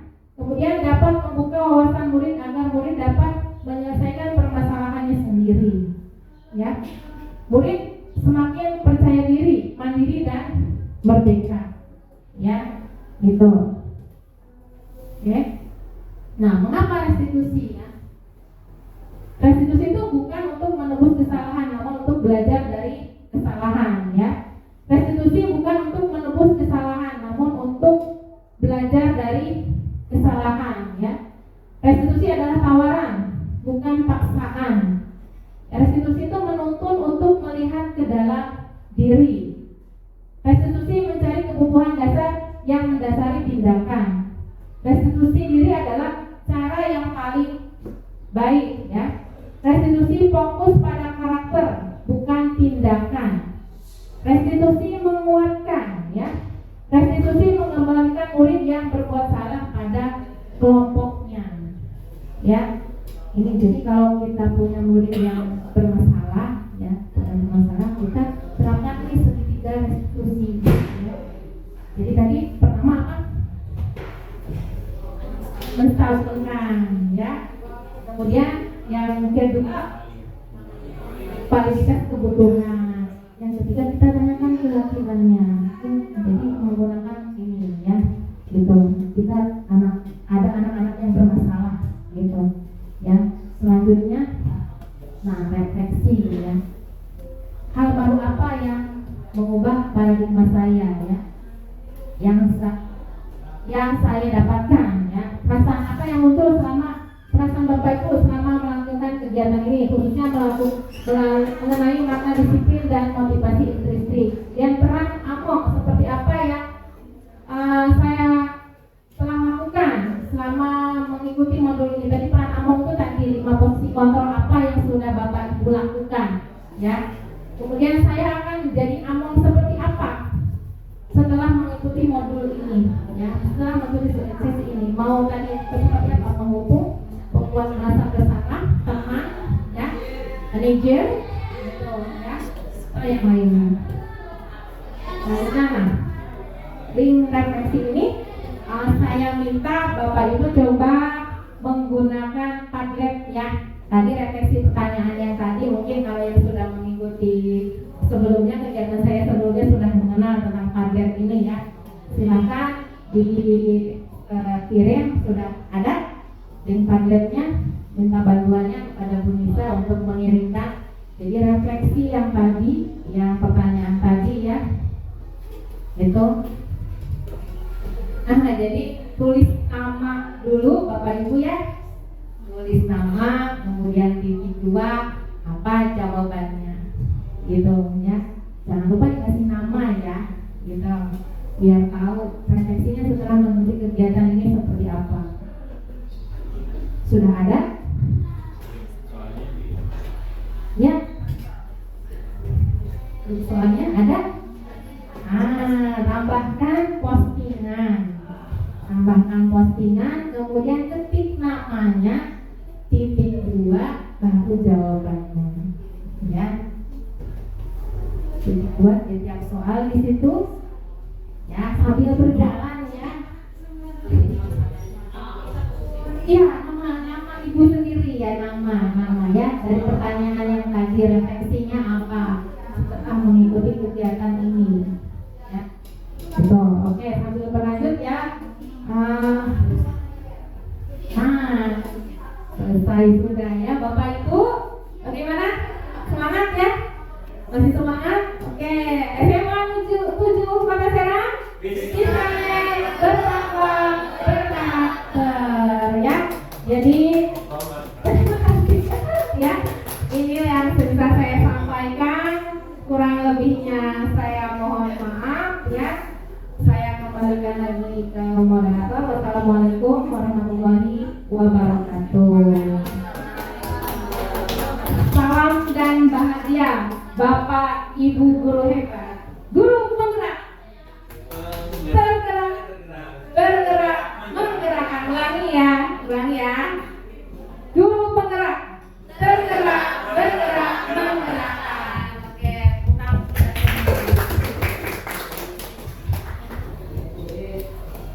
Terima kasih kepada Ibu Susi Meli Daryani atas pemaparan materinya yang luar biasa ya Bapak Ibu. Sesi selanjutnya yakni sesi diskusi dan tanya jawab. Mungkin dari tadi Bapak Ibu sudah mempersiapkan pertanyaan ya, karena tadi menarik sekali jika kita terapkan di kelas kita nanti. Kepada Bapak Ibu yang ingin bertanya dipersilakan. Ada yang ingin bertanya Bapak Ibu? Atau memberikan tanggapan, tidak harus bertanya, memberikan tanggapan atau saran untuk sekolah kita.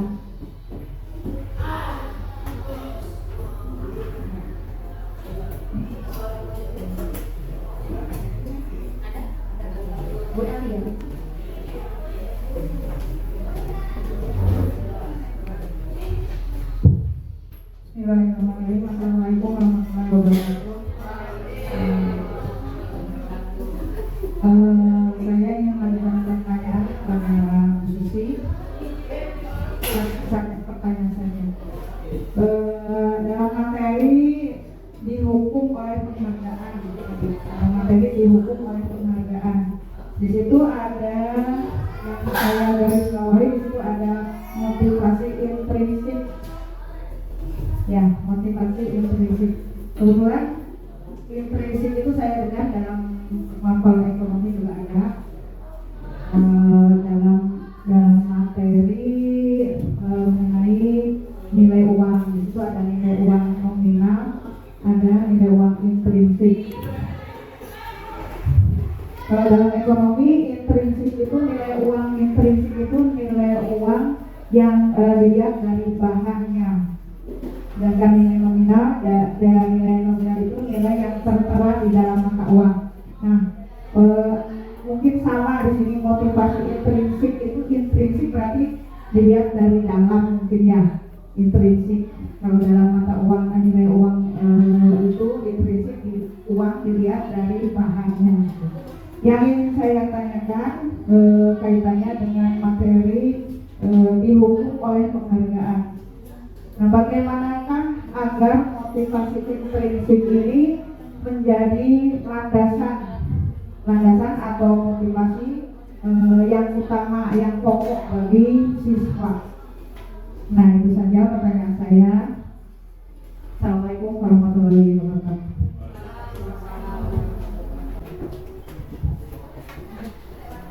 Ada lagi yang ingin bertanya? Pak Edin ya. Bismillahirrahmanirrahim. Assalamualaikum warahmatullahi wabarakatuh. Terima kasih atas kesempatannya. Ada distribusi ini memang penerapan budaya positif di sekolah. Kalau Bu Susi, insya Allah menjadi guru penggerak yang selanjutnya beribu. Yang saya tanyakan ini, bagaimana nanti kalau di guru penggerak itu transfer atau memberikan contoh ya, kebiasaan yang baik pada guru yang lain agar terbawa atau mengajak guru lain agar menjadi atau berindikasi kepada budaya positif di sekolah. Jadi bagaimana para guru penggerak ini mentransfer kebiasaan yang baik di sekolah yang nanti pada akhirnya membentuk budaya positif di sekolah itu. Jadi perannya kebiasaan baik. Terima kasih. Assalamualaikum warahmatullahi wabarakatuh. Terima kasih kepada Bapak Ibu yang sudah bertanya. Langsung saja kita dengarkan jawaban dari Ibu Susi Mailidan. Itu aja, jadi itu rencana dan program saya ke depannya, yaitu mungkin pertanyaan Bu Eli dan Pak Egin. Terima kasih.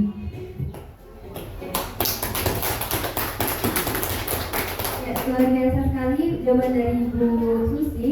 Sudah ada ide yang mungkin bisa kita garap bersama ya Bapak Ibu.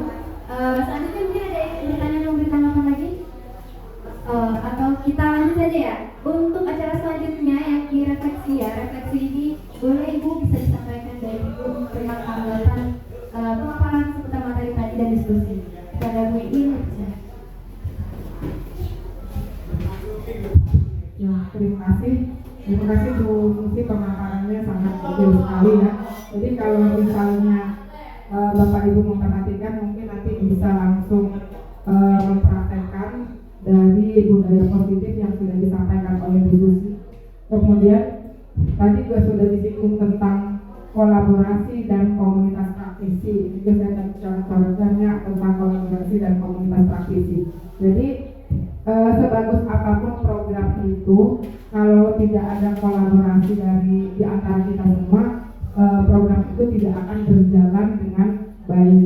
Terus mengenai komunitas praktisi yang sedang dirintis oleh Bu Susi, saya menyambut baik Bu Susi untuk komunitas praktisinya.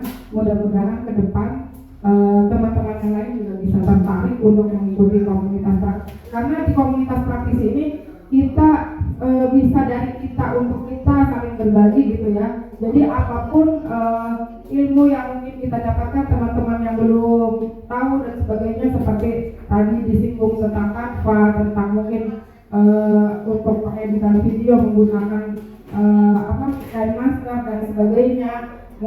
juga diperlukan teknik-teknik itu untuk Bapak Ibu guru sekalian seperti itu. Kemudian saya tadi menambahkan bahwa jangan sampai kita membuat label ya, label pada siswa. Jadi melabel siswa itu nakal dan sebagainya. Jadi label-label itu harus sudah mulai dihapuskan dari dunia pendidikan sebenarnya, karena itu nanti akan sangat melekat sampai dia tua pun dia masih ingat dengan label yang kita berikan di sekolah seperti itu. Jadi itu saja yang mungkin bisa saya sampaikan. Mungkin ke depan bisa ada workshopnya kali diskusi ya, praktek untuk misalnya membuat kesepakatan kelas itu seperti apa sih, bisa di workshopkan biar teman-teman tahu persis seperti apa cara membuat kesepakatan kelas dan sebagainya. Jadi kan kalau misalnya cuma disampaikan mungkin ada yang menangkap, oh ya begini konsepnya, begini dan sebagainya. Kalau misalnya di workshopkan mungkin itu akan lebih menarik lagi dan lebih bagus lagi sehingga bisa langsung dieksekusi, dipraktekkan di kelas. Mungkin itu saja yang bisa saya sampaikan. Terima kasih luar biasa Bu Susi, mudah-mudahan lancar sampai menyelesaikan modul sampai modul 3. Masih banyak tahapannya di modul 2 dan modul 3. Jadi kalau Bapak Ibu mendengar modul, oh tinggal 2 modul 2 dan modul 3. Ternyata di modul 2 itu ada 2.1, ada 2.2 dan seterusnya gitu ya. Jadi tahapannya masih banyak seperti itu, tapi tetap semangat, mudah-mudahan diberi kesehatan dan kelancaran dalam proses pendidikannya. Terima kasih. Assalamualaikum warahmatullahi wabarakatuh. Waalaikumsalam warahmatullahi wabarakatuh. Terima kasih kepada Ibu Din atas refleksi atau tanggapannya. Tidaklah kita pada penghujung acara, Bapak Ibu sekalian, izinkan saya untuk memberikan kesimpulan ya mengenai budaya positif. Budaya positif di sekolah tadi dapat kita simpulkan bahwa budaya positif adalah suatu perwujudan nilai-nilai kebajikan yang sesuai dengan visi guru dan itu bertujuan untuk merealisasikan tujuan pendidikan nasional. Tujuan pendidikan nasional kita adalah proses belajar Pancasila, yaitu beriman dan bertakwa ya, kepada Allah, kemudian berakhlak mulia, kemudian juga mandiri, kreatif dan bernalar kritis ya Bapak Ibu. Jadi itu tadi pemaparannya, semoga bisa bermanfaat ya.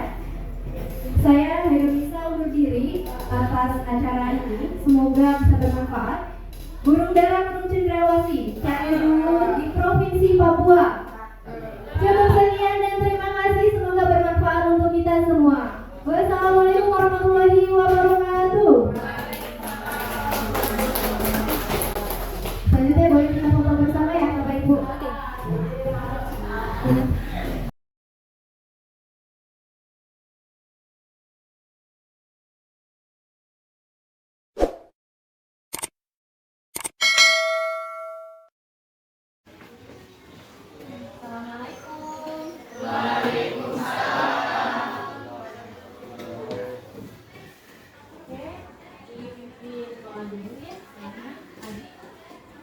Sebelum belajar, ada kita baca doa dalam hati mulai.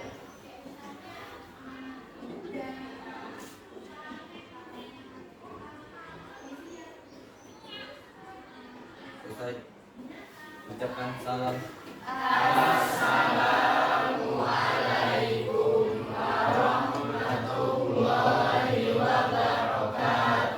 Waalaikumsalam warahmatullahi wabarakatuh.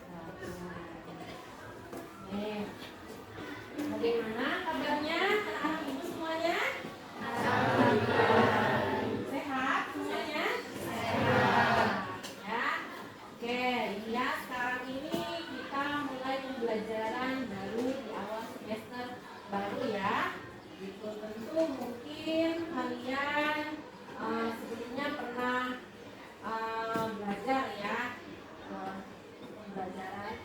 Jadi kita akan membuat atau ibu akan bertanya tentang bagaimana sih kelas yang kalian impikan ya, kelas yang kalian inginkan selama 1 semester ke depan atau selama 1 tahun ajaran baru ya. Gitu. Jadi kelas seperti apa sih yang kalian inginkan? Ada yang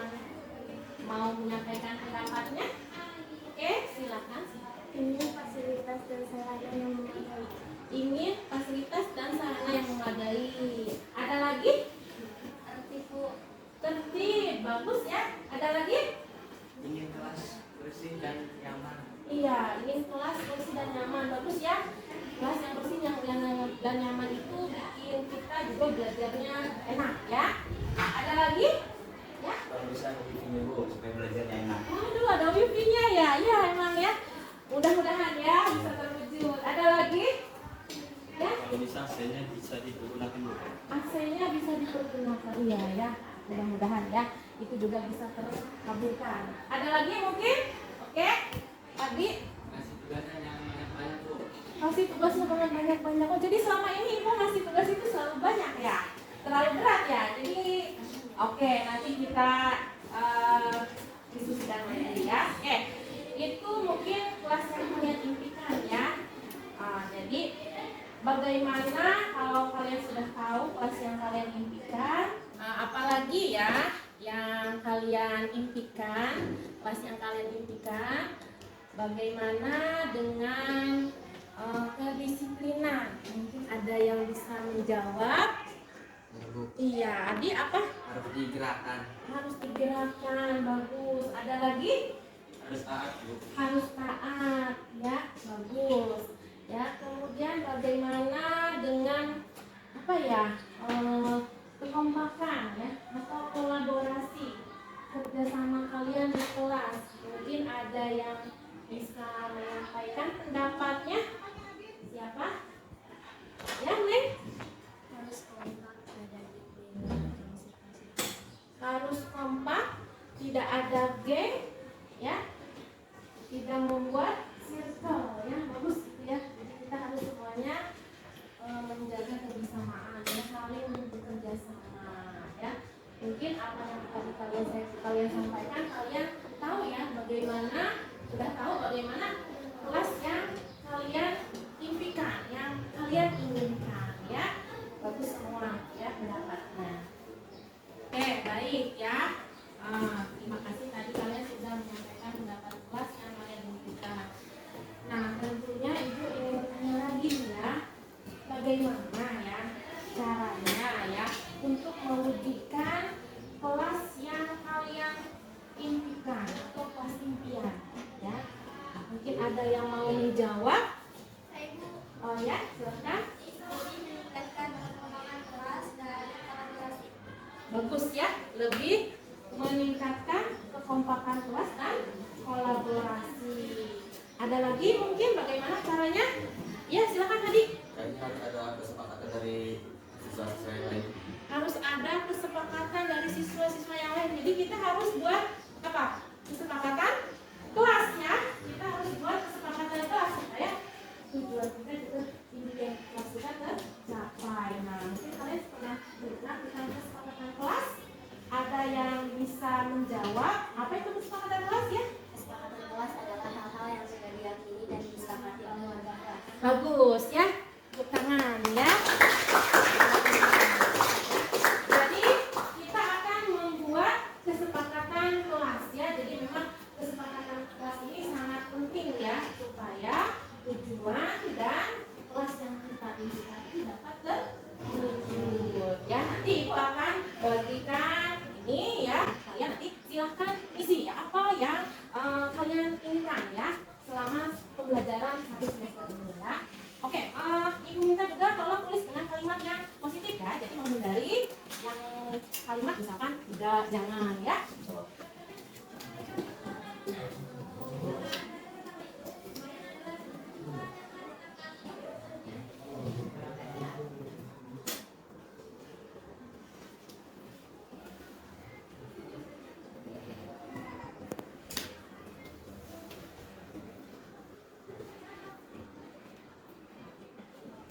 Bagaimana, sudah ditulis kesepakatan kelasnya? Sudah ya. Kalau sudah ditulis, silahkan ditempel di depan papan tulis. Ayo, silahkan maju.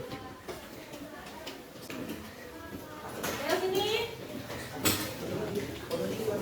Tempel. Semuanya tempel. Nah, bagus ya. Oke. Rapi dong. Rapi. Nah, tempel.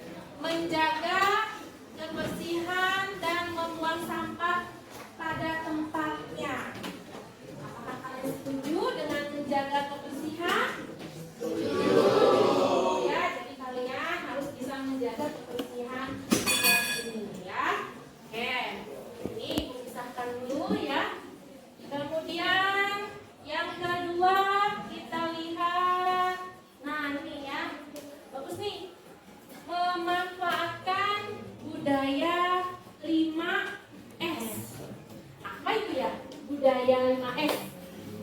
Apa? Senyum, sapa, sopan, santun, dan salam. Ulangi lagi coba apa 5S? Senyum, sapa, sopan, santun, dan salam. Ya. Jadi apakah kalian setuju ini buat kesepakatan kelas kita? Setuju? Bagus ya. Oke, jadi kita harus bisa menerapkan budaya 5S ya. Selanjutnya yang ketiga, kita pilih lagi. Nah, ini bagus nih ya. Cantik nih ya.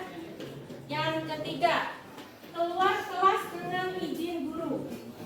Apakah kalian setuju? Setuju.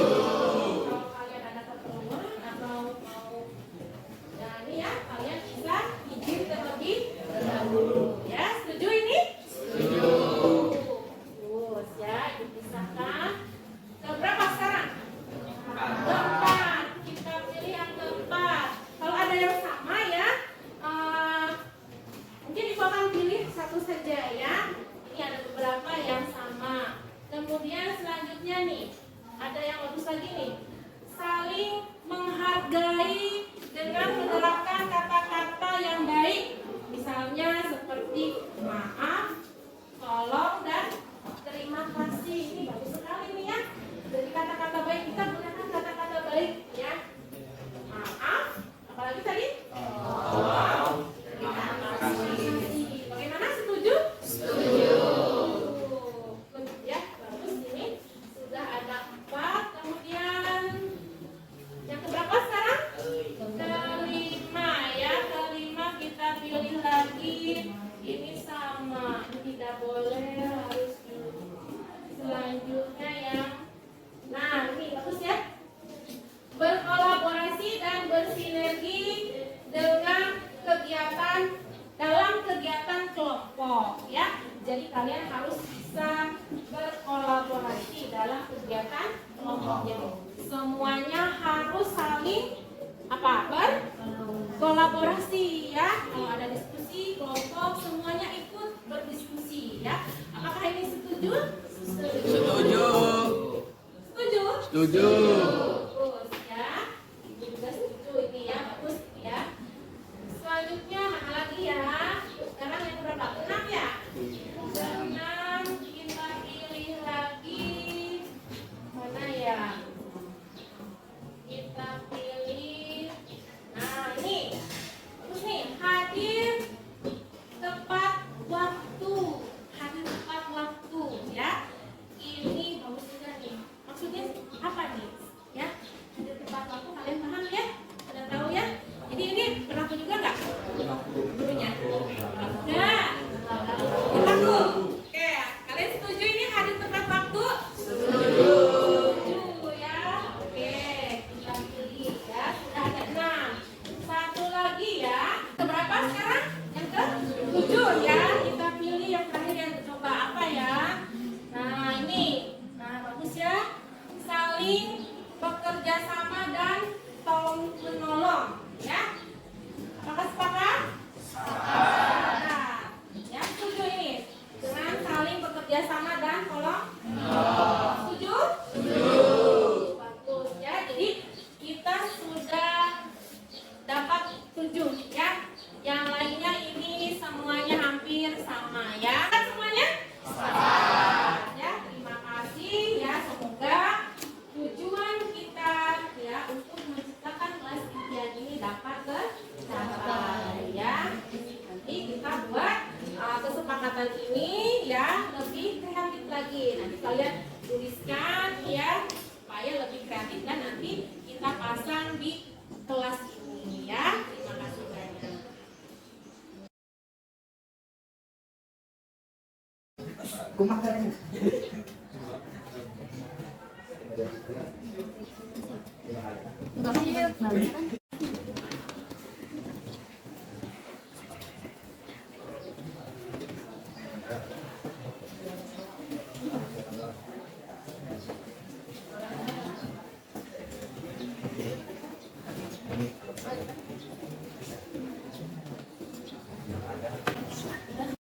Terima kasih kalian sudah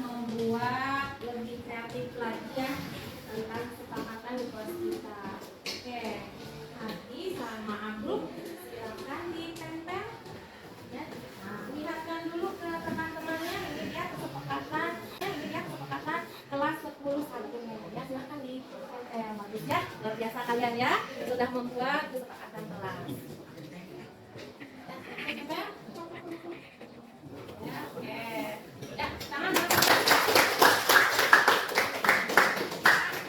Terima kasih untuk semuanya.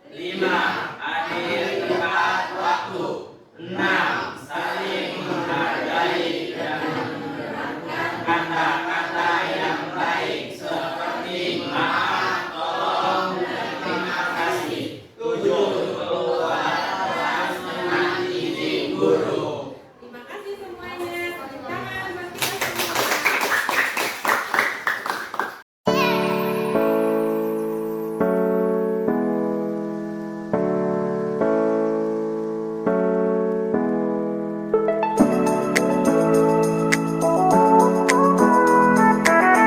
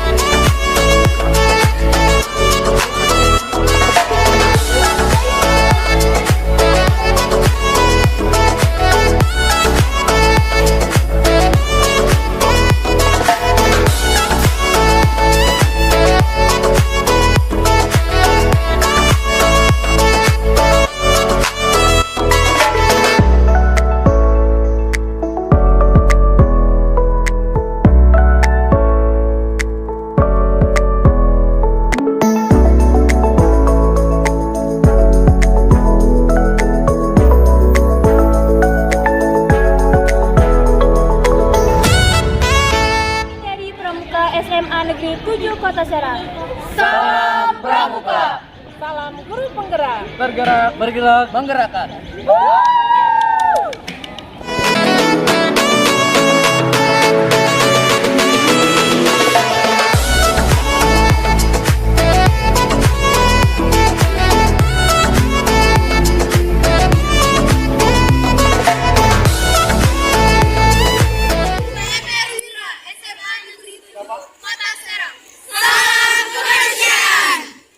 Salam guru penggerak. Bergerak, bergerak, menggerakkan.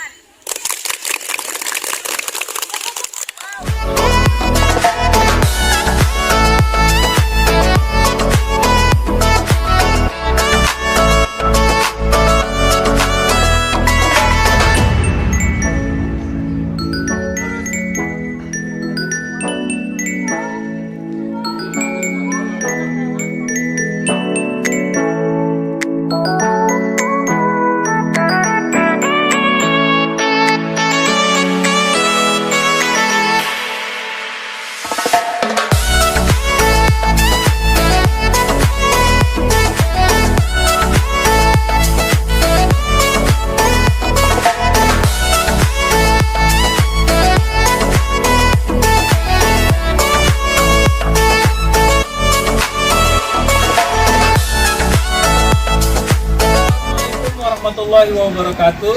Kami dari Ekstrakurikuler Marsiden SMA Negeri 7 Kota Serang. Nama band kami Gembita Baswara. Kami berdiri pada tanggal 10 Agustus 2020. Adapun prestasi yang pernah kami raih yaitu pada kejuaraan nasional yang Fornas 7 di Jawa Barat yang diikuti oleh beberapa anggota dari kami. Maju bersama.